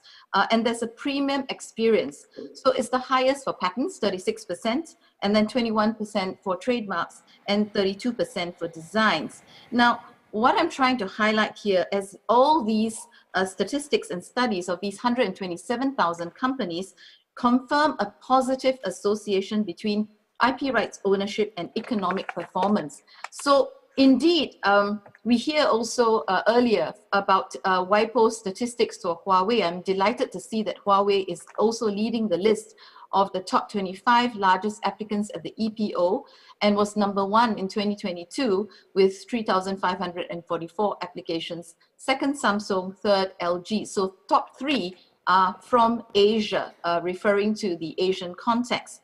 And indeed, when we are talking about, therefore, licensing, I think it correlates to the topic of value because we cannot deny the fact that CEOs and the C-suites around the world, including Asia, are beginning to ask more frequently, what is the value of our patents and IP that we are investing in, right? And of the various mechanisms available, which include investing in IP-driven businesses, trade sale, privateering deals, and I know we'll hear more from Mattia on this and looking at patent pools, loaning money with patents as security, and collaboration, I think highlighted also by Heinz. It is critical to recognize that tech transfer and licensing is the most effective, as there are many ways this can be deployed. And when we talk about licensing, I want to look at it from the broader perspective when we say sharing. You have the opportunity to license for free, to allow and essentially give consent to access technology without any charge. So I think it is not just from the economic perspective of viability of companies, but allowing access to much needed technology, as I highlighted in the earlier example of COVID and the various licenses involved. So it shows that to date, the pandemic, in fact, has not dampened the licensing business, even as normal businesses and business practices have been upended. The shift in customer behavior, the emergence of new innovations mean that there are lots of licensing opportunities across the sectors. In the last 18 months, because of the pandemic, for example, digital streaming platforms grew in popularity, new forms of entertainment from your TVs or your little screens. And there's renewed interest in leisure reading. Publishing has accounted for 8.5% of global licensing business. European e-commerce has grown by 47%, and 52% of China's retail sales came from e-commerce in 2021. up from 44.8% according to the Salesforce Shopping Index. So bottom line is companies, including companies in Asia, notably in China, Japan, and Korea, Singapore, and a few other ASEAN nations, are coming to the conclusion that patents, true value release mechanisms, can be revenue generators rather than pure cost centers. Now, success stories in the past include, of course, IBM being among the first to break US $1 billion in annual patent royalty revenues, Microsoft and Ericsson reporting now licensing revenues of over $2 billion per annum, and Qualcomm is still leading with targets of over $6 billion in patent licensing revenues. So indeed, it is big business, it is important, but it is essentially the fuel for innovation as well. Now, while US is still a primary licensing market, increasingly Europe and Chinese patents are being considered assets. With generally the world of licensing, which is somewhat opaque and secretive, governments are also participating in the push for economic return from patent licensing. For example, Korea 2020 launch of Kipris, which is a search system to provide information on exclusive and non-exclusive licenses. LESI, where I had the privilege of serving as past president, seeks to provide support for transactions and licensing by publishing royalty rates carried out extensively across its 90 member countries, so up-to-date information is available on what is chargeable, reasonable, and realistic, because these has always been cited as one of the challenges. How do you license? How do you know how to price yourself? In technology, we see convergence, which means need and opportunity to license and cross-license. I think more than ever, we see this in the automotive industry, where we have e-vehicles and autonomous driving. Yet it is important for shareholder activists, directors, and senior management wanting to see the value realized to recognize that licensing, in particular patent licensing, is increasingly challenging because the landscape is not identical across the different markets. So for example, in the US, we had a depression for a period of time due to judicial and legislative changes, although recent statistics show that there is an uptrend.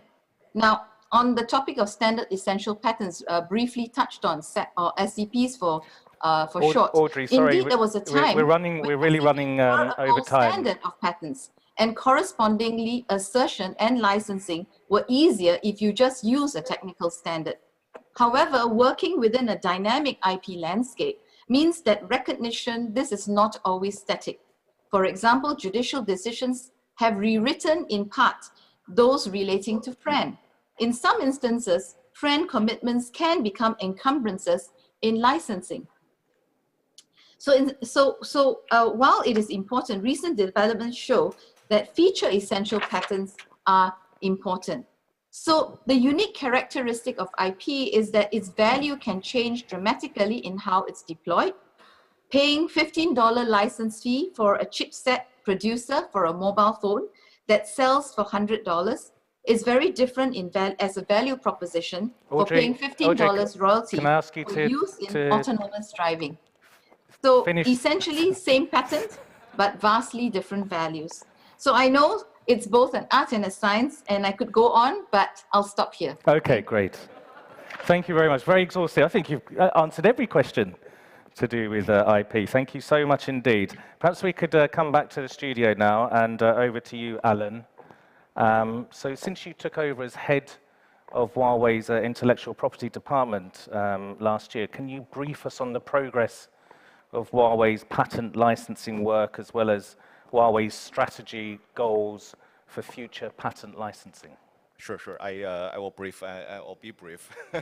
I guess we're happy for not being a pure cost center anymore. We've been making good progress. I'd be lucky that when I took over the department, I got from my predecessor several very strong patent portfolios.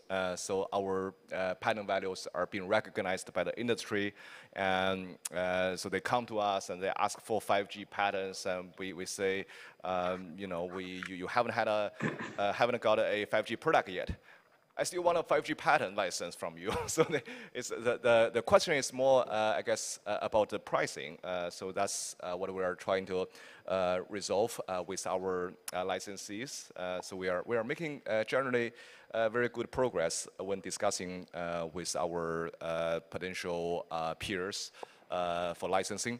But our licenses are relatively complex, so we cannot use the model agreement because we are an operating company as well. We still need the licenses from our competitors, so we need to exchange basically trade rights. So that these negotiations are complicated, but we are able to close several agreements, and we're making progress in a good number of pending negotiations. But I think I want to note, it is really important for us to do licensing. If we just sit there and, no such deals will conclude, and we have to really push forward and religiously license our patents, because it's important for the company, and not just because we can get the reward from licensing, but also the licensing, patent licensing, especially in our industry, is important for sharing. As we discussed, companies would be willing to share if they are incentivized with patent rights.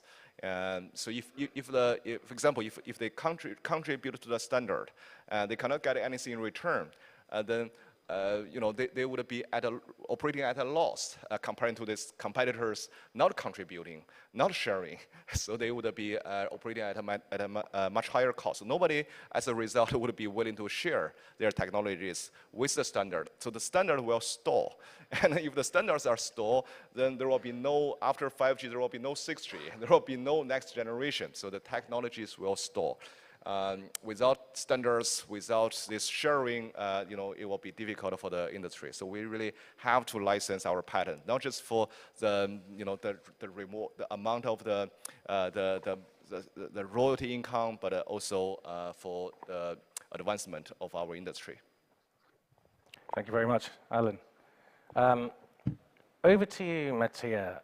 We heard earlier about the importance of patent pools, and I wonder if you could give us your in-depth experience as to how patent pools promote patent licensing, and what do you consider to be the key factors needed so that a patent pool can be recognized within industries? Over to you. Thank you, Andrew. Sure, I'll be happy to do so. First of all, let me start by saying, going back to what I said already before, we have a lot of challenges that can only be addressed by a lot of innovation. Innovation is key. And often, innovation means generating very complex technology landscapes. And very often, innovation in fields like the one of ICT means requirements of interoperability. Interoperability between competitors, products of competitors, but also between different sets of products. So for example, now with IoT, there is a whole new host of services and devices that will be connected. So whenever there is this requirement of interoperability in very complex technology landscapes, typically we see standards emerging, because standards can really help in creating products that are interoperable and can help in addressing the complexity, but also in making sure that the very best technology solutions are picked in order to address technological challenges. But whenever there is a standard, then because, going back to what Alan said, there is a need of sharing, then we need efficient forms of intermediations in order to allow that sharing. And often these forms of intermediations are patent pools. So patent pools are all down to, increase transactional efficiencies, increase transparency as to who holds patents in a given space, and who, for example, requires as well licenses, transparency about the conditions of such licenses, transparency about the standard terms and conditions beyond the economical terms of such licenses.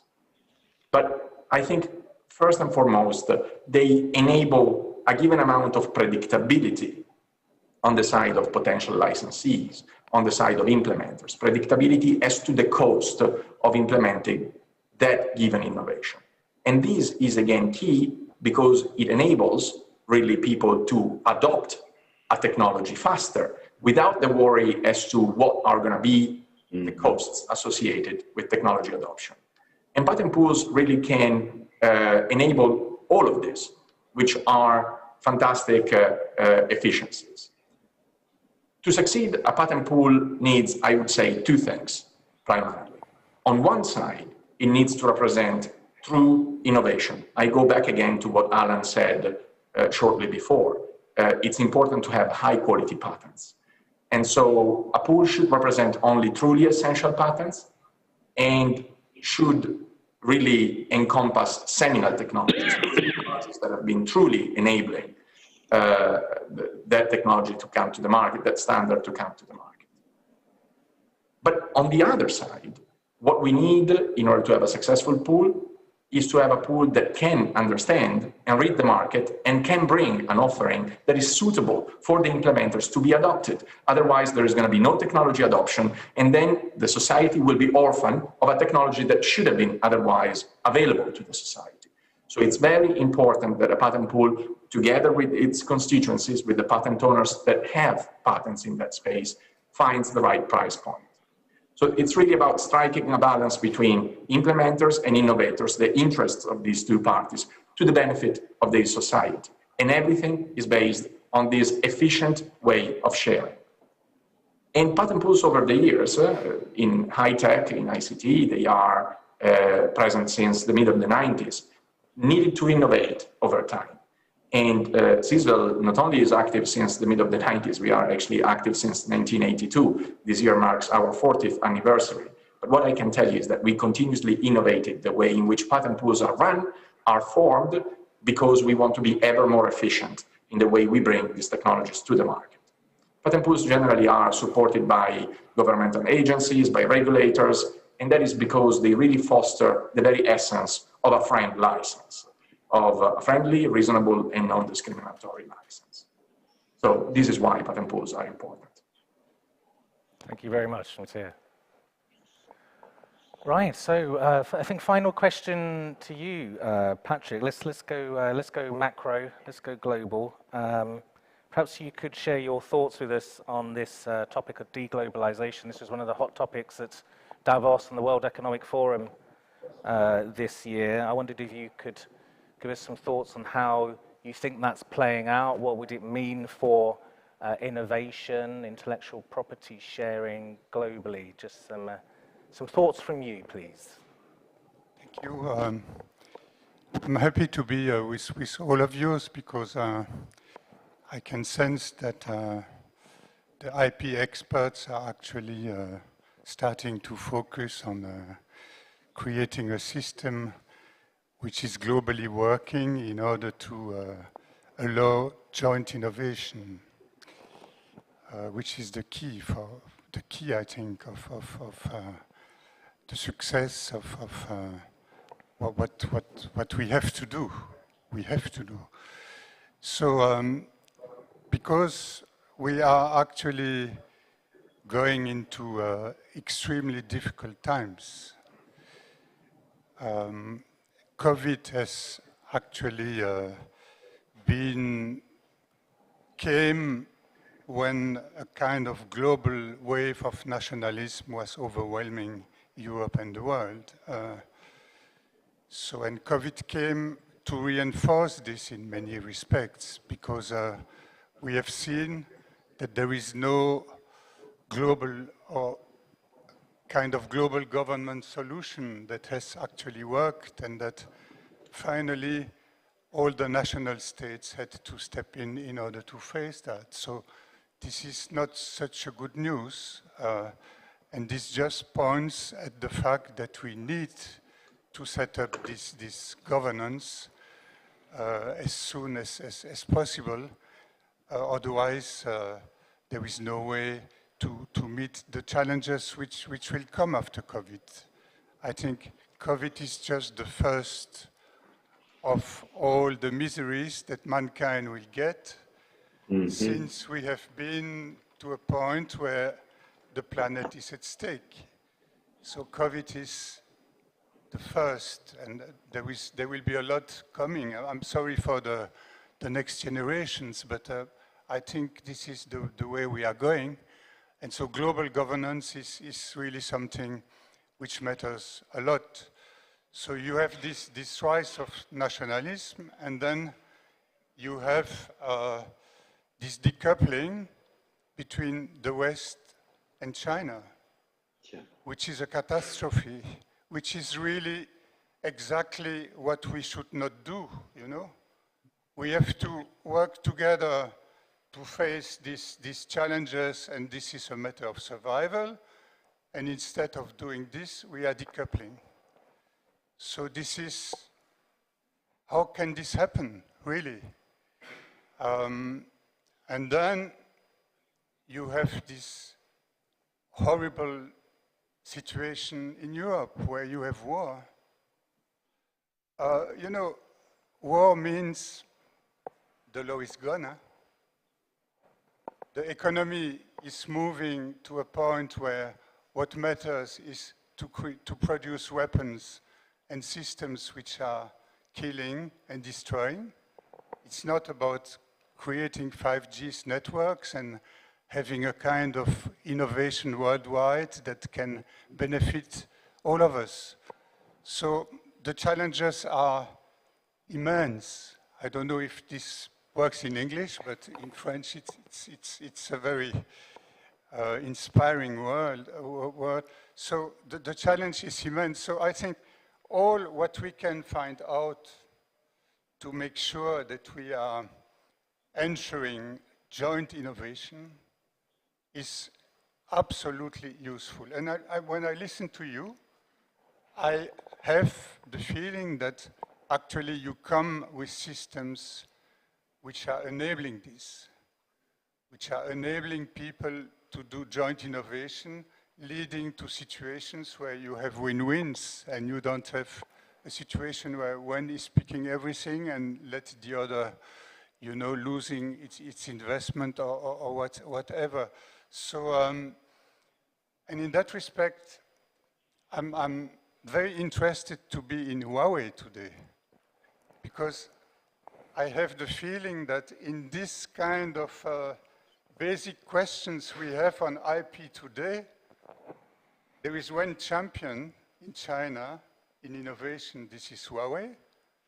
And this champion is also in many respects a kind of emerging one, which can come with some kind of vision about IP that would actually meet the requirements of the global community. So that's it. Thank you very much, Andrew. Okay, well, thank you very much. And on those important thoughts, we will wrap up the panel discussion. So thank you to all the panelists, Heinz and Audrey and Mattea online. Thank you so much for joining us, and Alan and Patrick, of course. Thank you so much. Now, deep apologies, we have overrun. There was a lot to cover in that time, so we'll now go to the media Q&A section. So, Patrick, thank you so much. And if I could invite Dr. Song to join us back on the stage, please.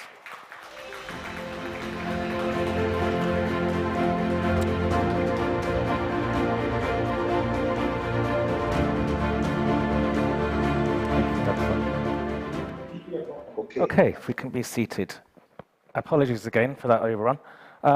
So the Q&A session will have consecutive translation, and will take us, well, we'll try to get some questions, and we're probably going to run over the 6 p.m. deadline, unfortunately.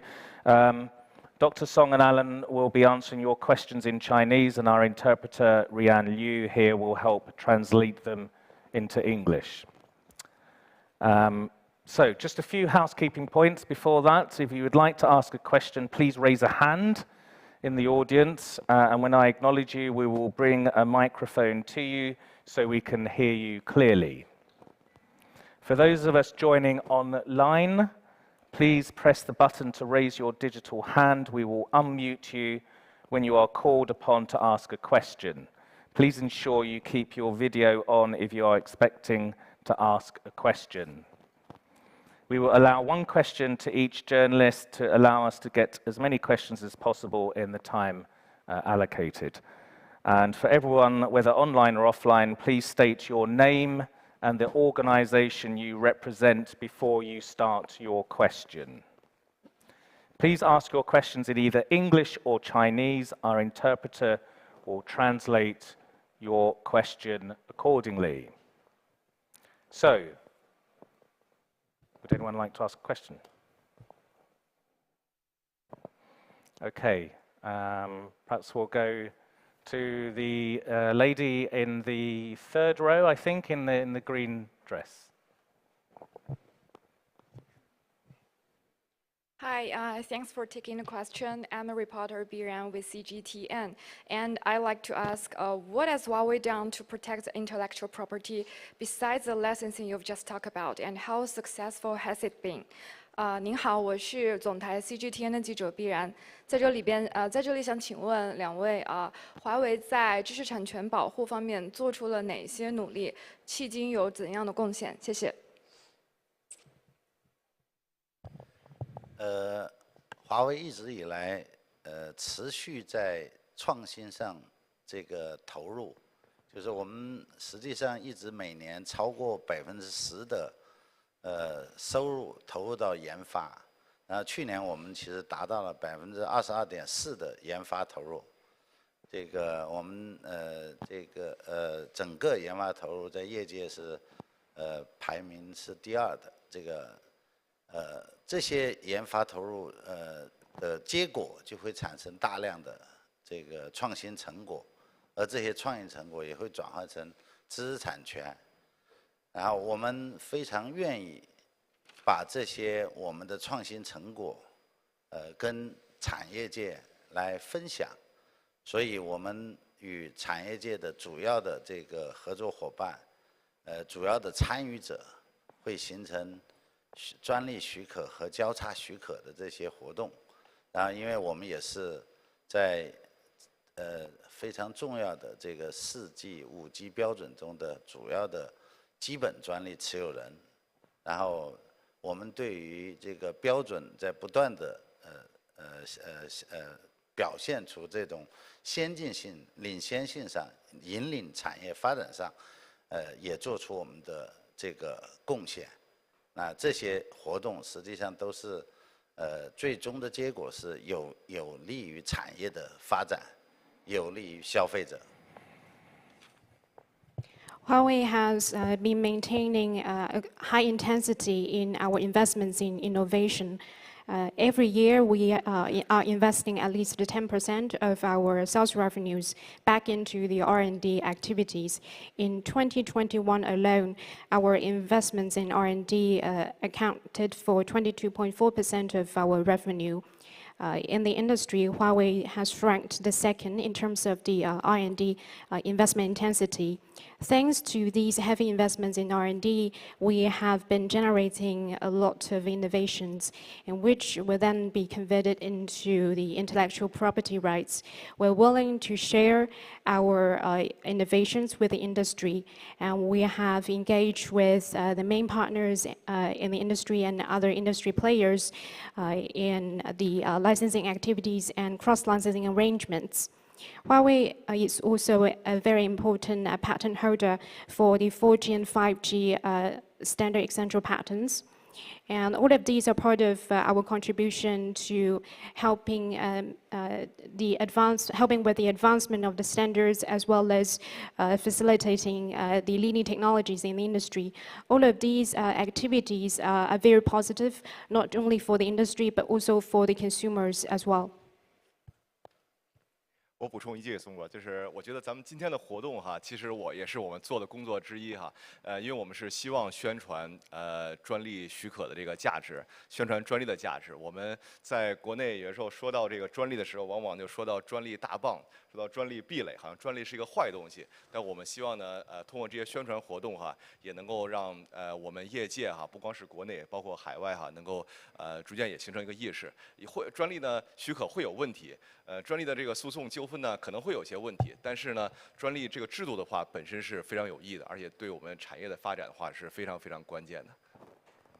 I want to add something.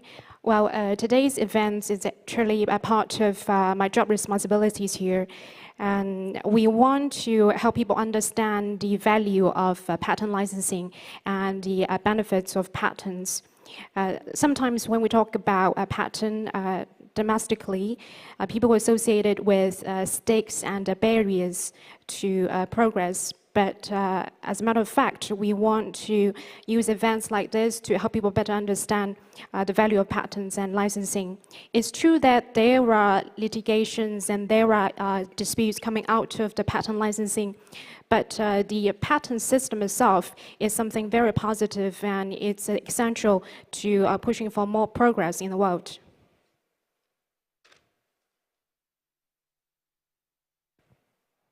Okay. Thank you. Perhaps we could take a second question, perhaps from this side of the room. Perhaps the gentleman in the pink shirt. And can I remind you to state your name and the organization you're representing? Hi, David Curtin with Reuters. In April, there were reports that Huawei had filed a patent in China for a chip stacking technology that supposedly could help alleviate some of the pressure from US restrictions on technology. I just wanted to ask if you're able to comment on that technology in particular and share any other insights on advances that might help overcome those problems. Thank you. 我是来自路透社，叫 David。在4月份的时候，看到华为发布了这个相关的消息，说在国内申请了芯片对叠技术的专利。那么这个专利的话，应该有助于华为缓解美国在技术上限制带来的压力。所以想请您谈一谈这个具体的芯片对叠的技术，以及您怎么看这样的一个技术进步，是否可以缓解华为面临的困难？首先。芯片的问题实际上是一个全产业链的问题，实际上是需要全产业链的分工、协同、合作，甚至包括这个基础的教育、基础的研发、基础的这个创新，而且这是一个持续的、长期的过程。最有效率的方式就产业链的这种。协同、分工合作，这是第一。第二呢，就是实际上这个技术的这种隔离，是最后导致的结果，其实是这个效率的降低和重复的投资。这个当然也会产生一些这个局部性的这些机会。新的公司能够产生，因为有新的需求，这是第二点。第三点呢，就是您刚才讲这个堆叠技术是我们在芯片领域的创新中的其中的一个方案。实际上这个华为还在持续的在各方面进行投入，这些活动都在继续进行的过程当中。我们希望经过我们的努力，能够解决我们未来发展的这个技术的这个关键的技术问题，能够保障我们的客户、我们的产品能够持续为我们的客户带来价值。Firstly, the challenge revolving the chipsets is actually a challenge for the entire industry, and that is why it needs concerted efforts from different members of the industry and across the value chain in order to address it. It will take a coordination and collaboration between the different players. It will need further efforts in basic education, basic research, and it will also need better innovation. And this is an ongoing and long-term process. And the most efficient way is for the value chain partners to collaborate and cooperate with each other, and together they find a solution. Secondly, technology fragmentation would only lead to lower efficiency and repetitive investments in the same domain. But at the same time, when there is such fragmentation in the technology, new companies may come into being because they will have to work on solutions to satisfy the new needs. Sadly, the technology that you mentioned in the question, the chip stacking, is one of the tech proposals that we have come up with. But at the same time, Huawei is still working on different explorations, and it's an ongoing process of exploration. We hope that with ongoing efforts on these different domains, we're able to come up with a solution to help us ensure the key technologies and to help us continue to ensure our supply capability of the products to our customers and continue to ensure that our products are of great benefits to the customers. Okay, thank you. Can we have another question, please? Perhaps we could ask the gentleman in the, I think it's the third row, with the black T-shirt in the middle there. 宋总你好，新华社记者。我的问题是关于10大发明，它背后的一个评选的标准或者评选机制是什么，以及你们想通过这样的10大发明这样的评选向外界传递的信息是什么？还有一个有意思的点就是，说是10大发明，可是你们评了11个，为什么？是因为有一些难以取舍的地方吗？我先大致说一下，然后等一下我的同事 Alan 再补充啊。就是实际上，因为华为在所处的行业是一个工业标准的高技术行业，创新是这个行业的灵魂和生命，所以我们在持续的这个进行深度的投资和创新，这是华为的基本的这个长期生存和发展的最重要的核心基础，这是第一点。第二点呢，实际上我们是通过10大发明的评选，我们每年都会评一次。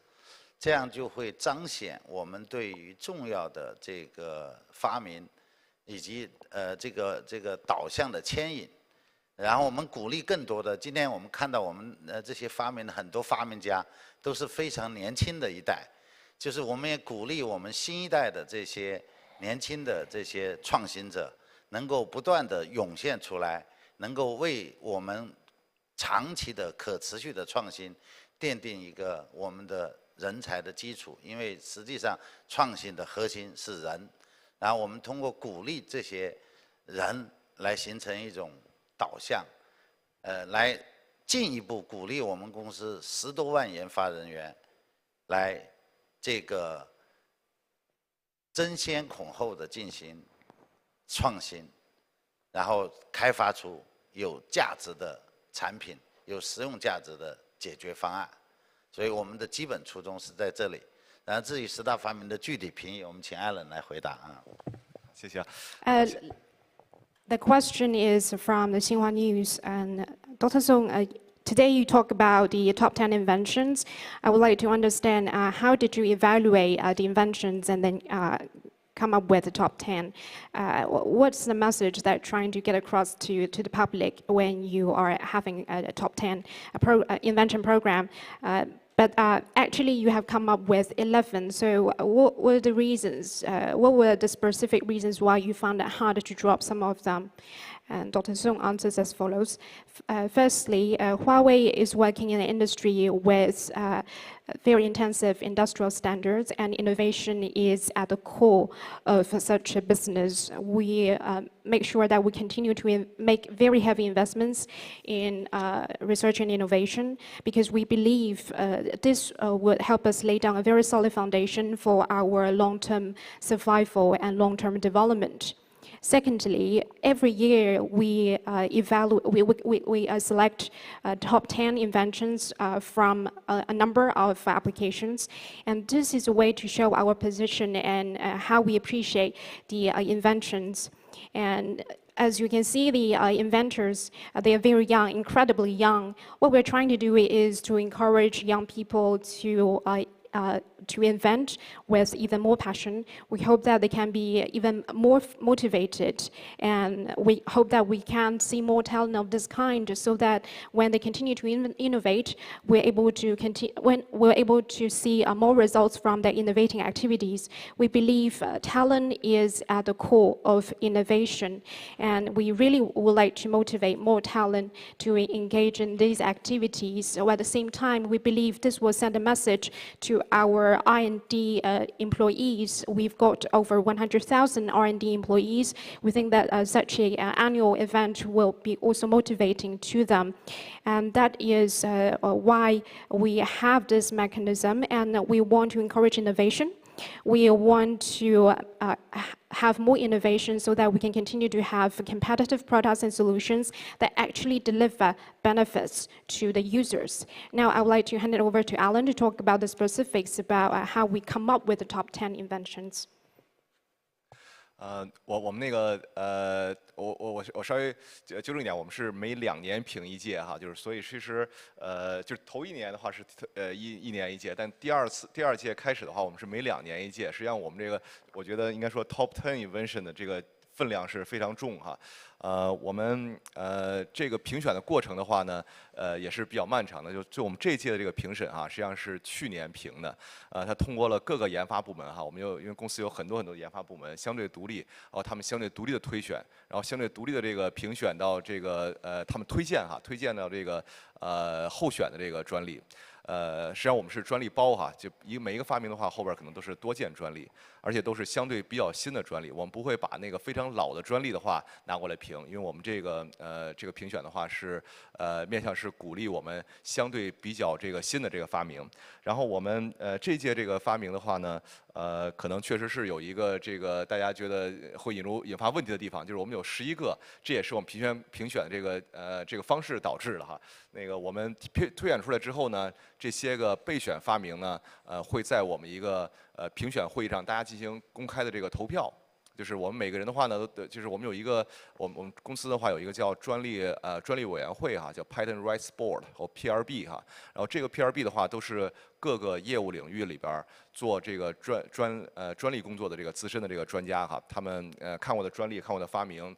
非常的多，然后他们的话，主要的工作之一的话，就是给这个专利的这个价值做这个评估。然后他们呢，大家坐在一块儿，然后一起来投票，对我们每一个这个发明人的话，他来讲一讲我们的发明是什么。然后大家最后来投票，然后投票最后导致一个就是说，这次哈那个投到最后一轮的时候呢，我们有一个那个平局哈，所以这样的话，我们把11个的话，一共纳入了11个专利进来。那我们下一次是不是要改变这个机制，保证就是10个哈？那个我们现在还要再考虑。但是这个 Top 10 Invention 的话，是我们这一届哈，是我们2年1度的最好的这个10个发明，应该说对公司产生最大的这个发明之一，最大的这个价值的这10大发明哈。Actually, we had the first Top 10 Invention event, and then we decided that we wanted to have a biannual event. So we had a Top 10 Inventions every 2 years. I think that makes the Top 10 Inventions even more significant. And it's a time-consuming process for us to come up with a final top inventions. The ones that you see today were actually selected last year with a long process. First of all, the respective R&D departments nominated their candidates for the program. Well, what they nominated was actually patent portfolios, because in their portfolios, in each one of the nominated patent portfolio, there could be a number of individual patents. We encourage them to submit newer patents instead of older ones, because we wanted to encourage newer innovation instead of the older ones. When you see number 11 here, it might seem odd. I think it's got something to do with our whole process of selection. Since we've got a number of nominees coming from the different R&D departments, we have a review meeting where the members vote for the top inventions. And these members are actually members of the Patent Rights Board, abbreviated as PRB. These are patent experts, of many fields. They've got extensive experiences because they have read a lot of patents, and they're responsible for evaluating the value of the patents and then give the votes for the top ones. And they will have the inventors come to them, explain what the patent portfolios are about, and then they deliver their votes. That is how we have come up with the top inventions. And in the last round, we realized that according to the final votes, there was a tie. And that was why we now have top 11 inventions. Possibly, we may need to optimize our whole evaluation mechanism, but we're still thinking about it. But right now, we have top 10 inventions, and these are the top ones coming out of the past 2 years, and they are the most valuable ones coming out of the company.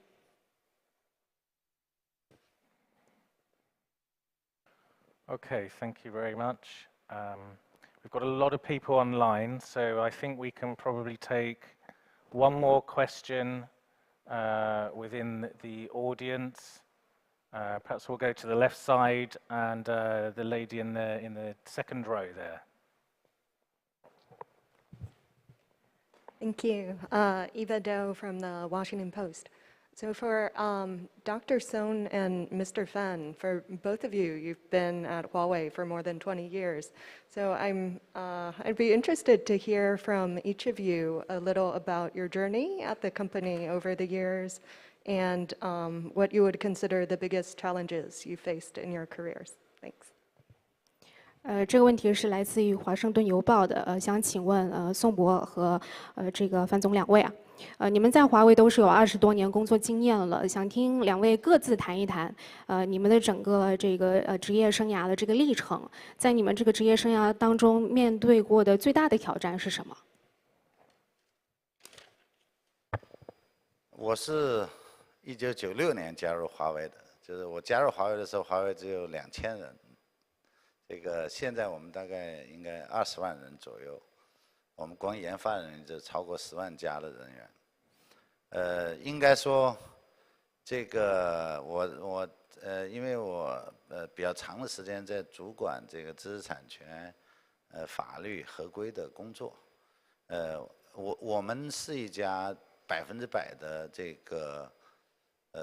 员工持股的这个民营企业，我们在中国实际上就是民营企业，所以我们实际上是按照这个作为一个商业公司的原则来进行全球的这个业务。如果说对我挑战最大的是什么？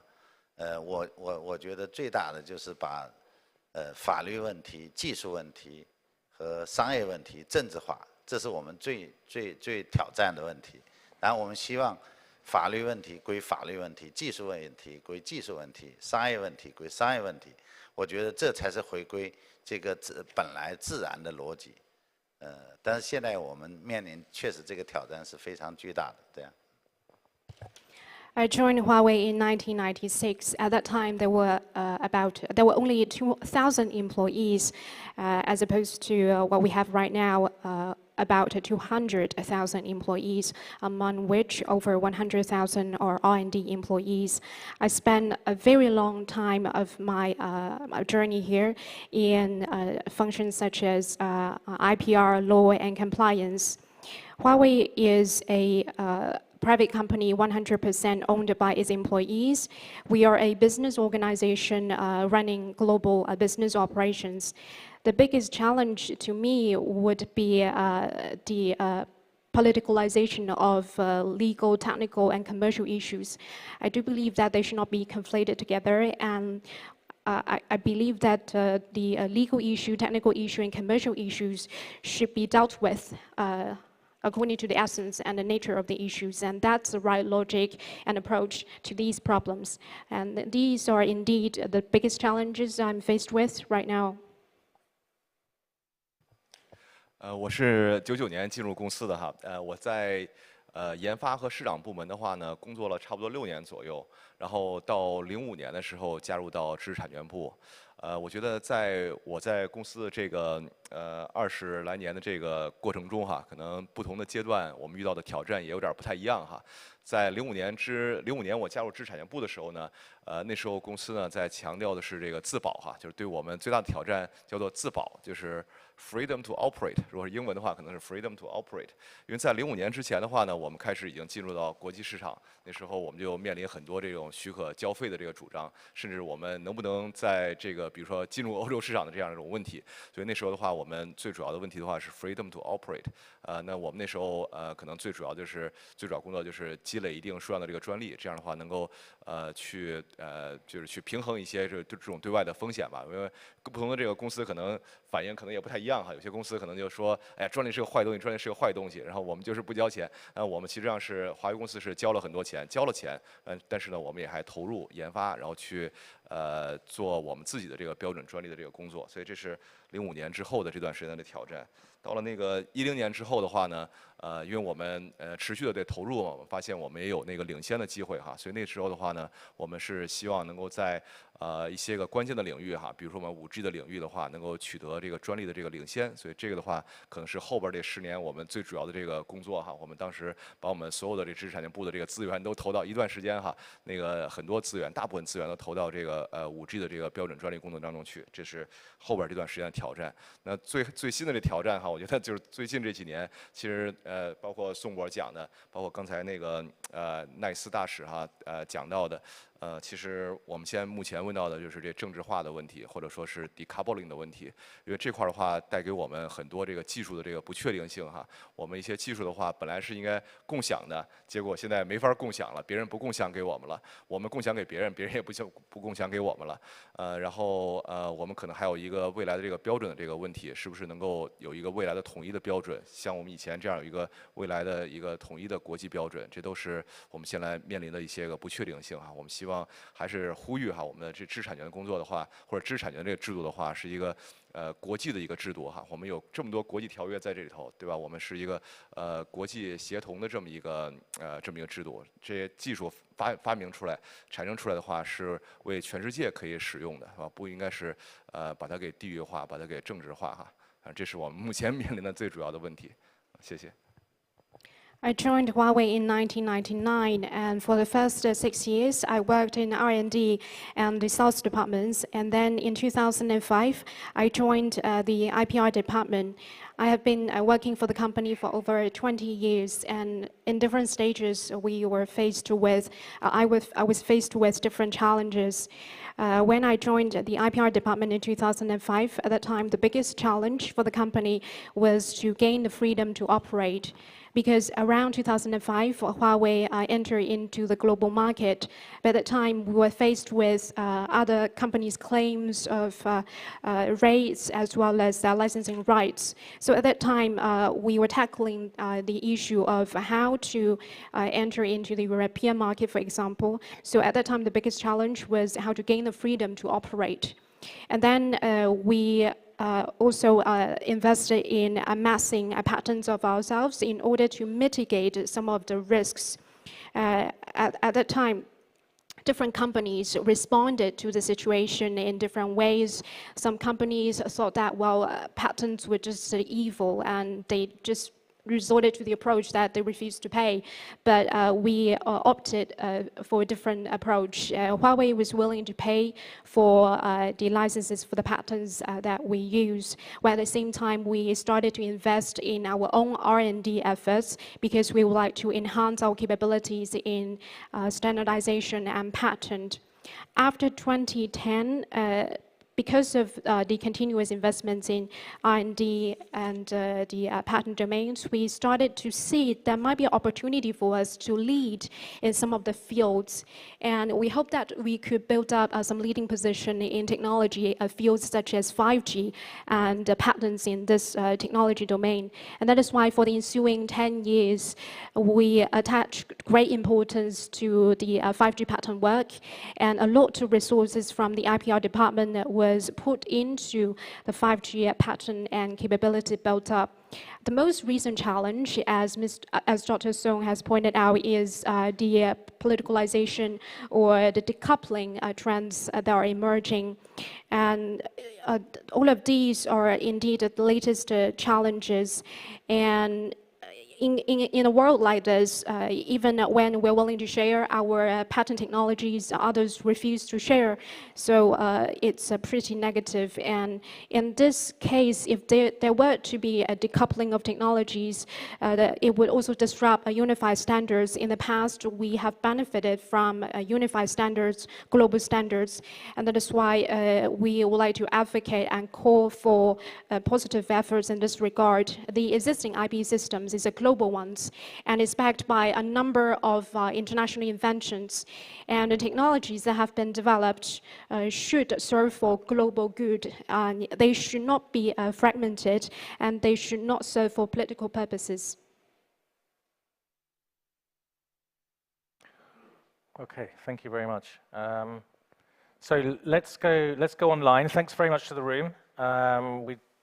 Apologies again for those waiting online. We'll ask you now to raise your digital hand. Unfortunately, I'll have to look at my phone to see who to pick. But when we do pick you, please, again, can you make sure that you unmute yourself, that you show yourself on video, give your name, please, and your affiliated organization. So let's go to Kevin Chen for a question, please. Kevin, if you could unmute yourself and introduce yourself and ask your question, please. 我是中国知识产权报的记者陈锦秋。那么我的问题是，华为作为中国科技企业的代表，那么在创新和专利方面的经验和做法是否可以复制？谢谢。 This is a question from Kevin. Kevin's a journalist from China Intellectual Property News. As a role model of a Chinese tech company, what kind of practices of Huawei that Huawei's been doing in innovation and patent can be readily learned by other companies? 我个人认为就是。 我不太主张用复制这个词儿，我更愿意用分享这个词儿，就是因为实际上在创新上，它的底层逻辑应该在这些产业和企业间实际上是有共性的。比如说，坚持投资到真正的创新，比如说这个长期持续的研发投入。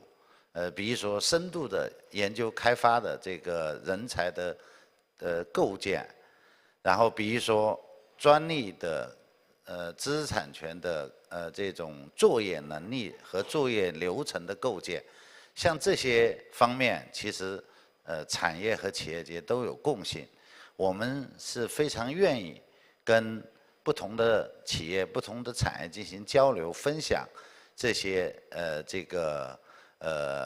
基础性的底层的逻辑，但是我想说另外一个问题就是，其实，在知识产权的这个整个战略规划上，就是每一个行业、每一个企业的不同发展阶段，每一个这个企业的竞争环境以及它的市场研发的发展阶段，都会影响到它的这个安排。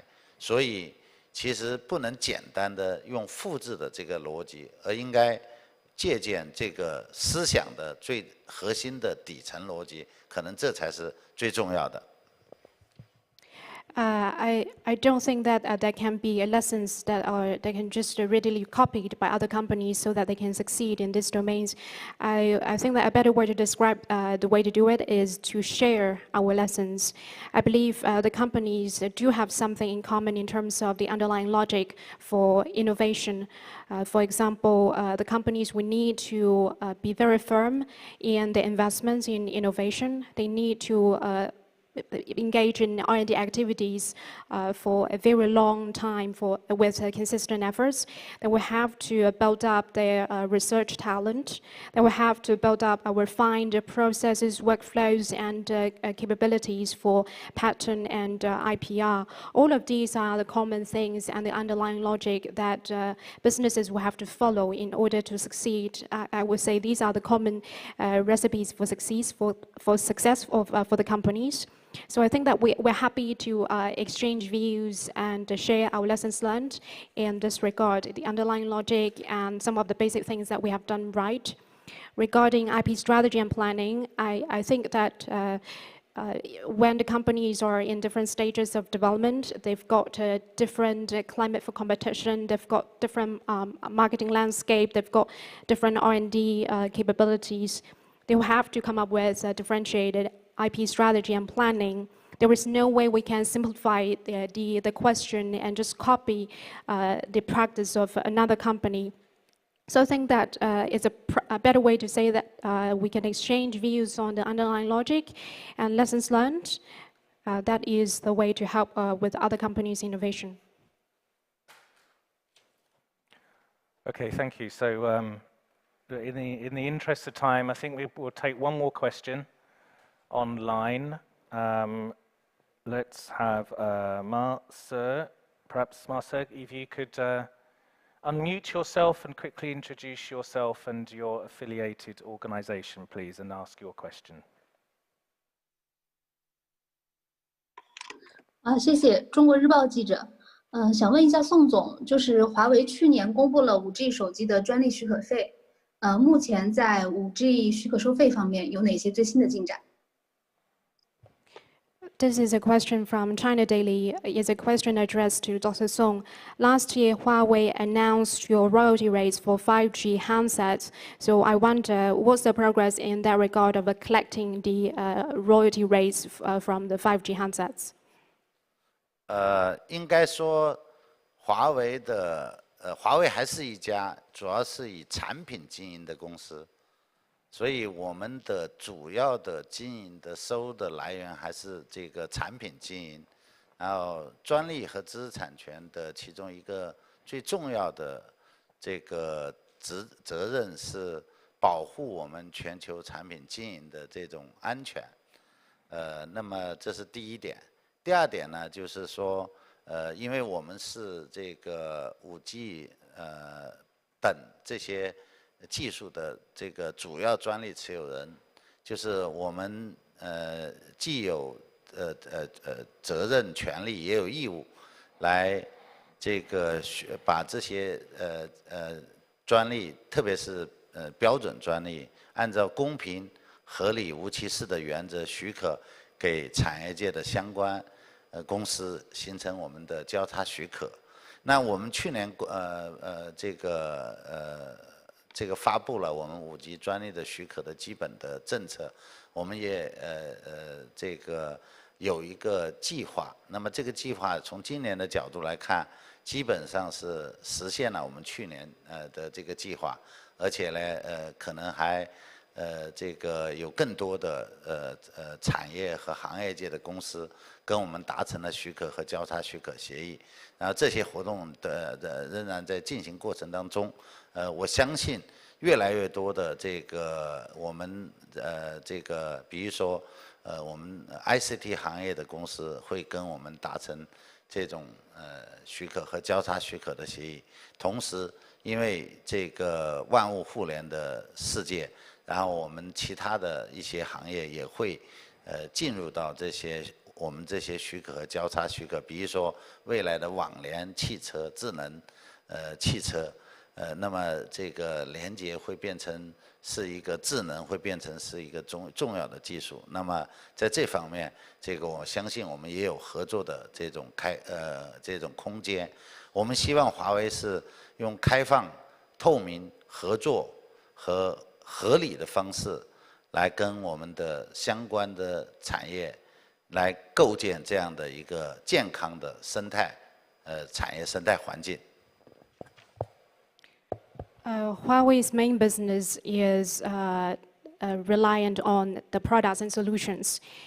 To put it in other words, our major revenue sources are the sales of our products and solutions.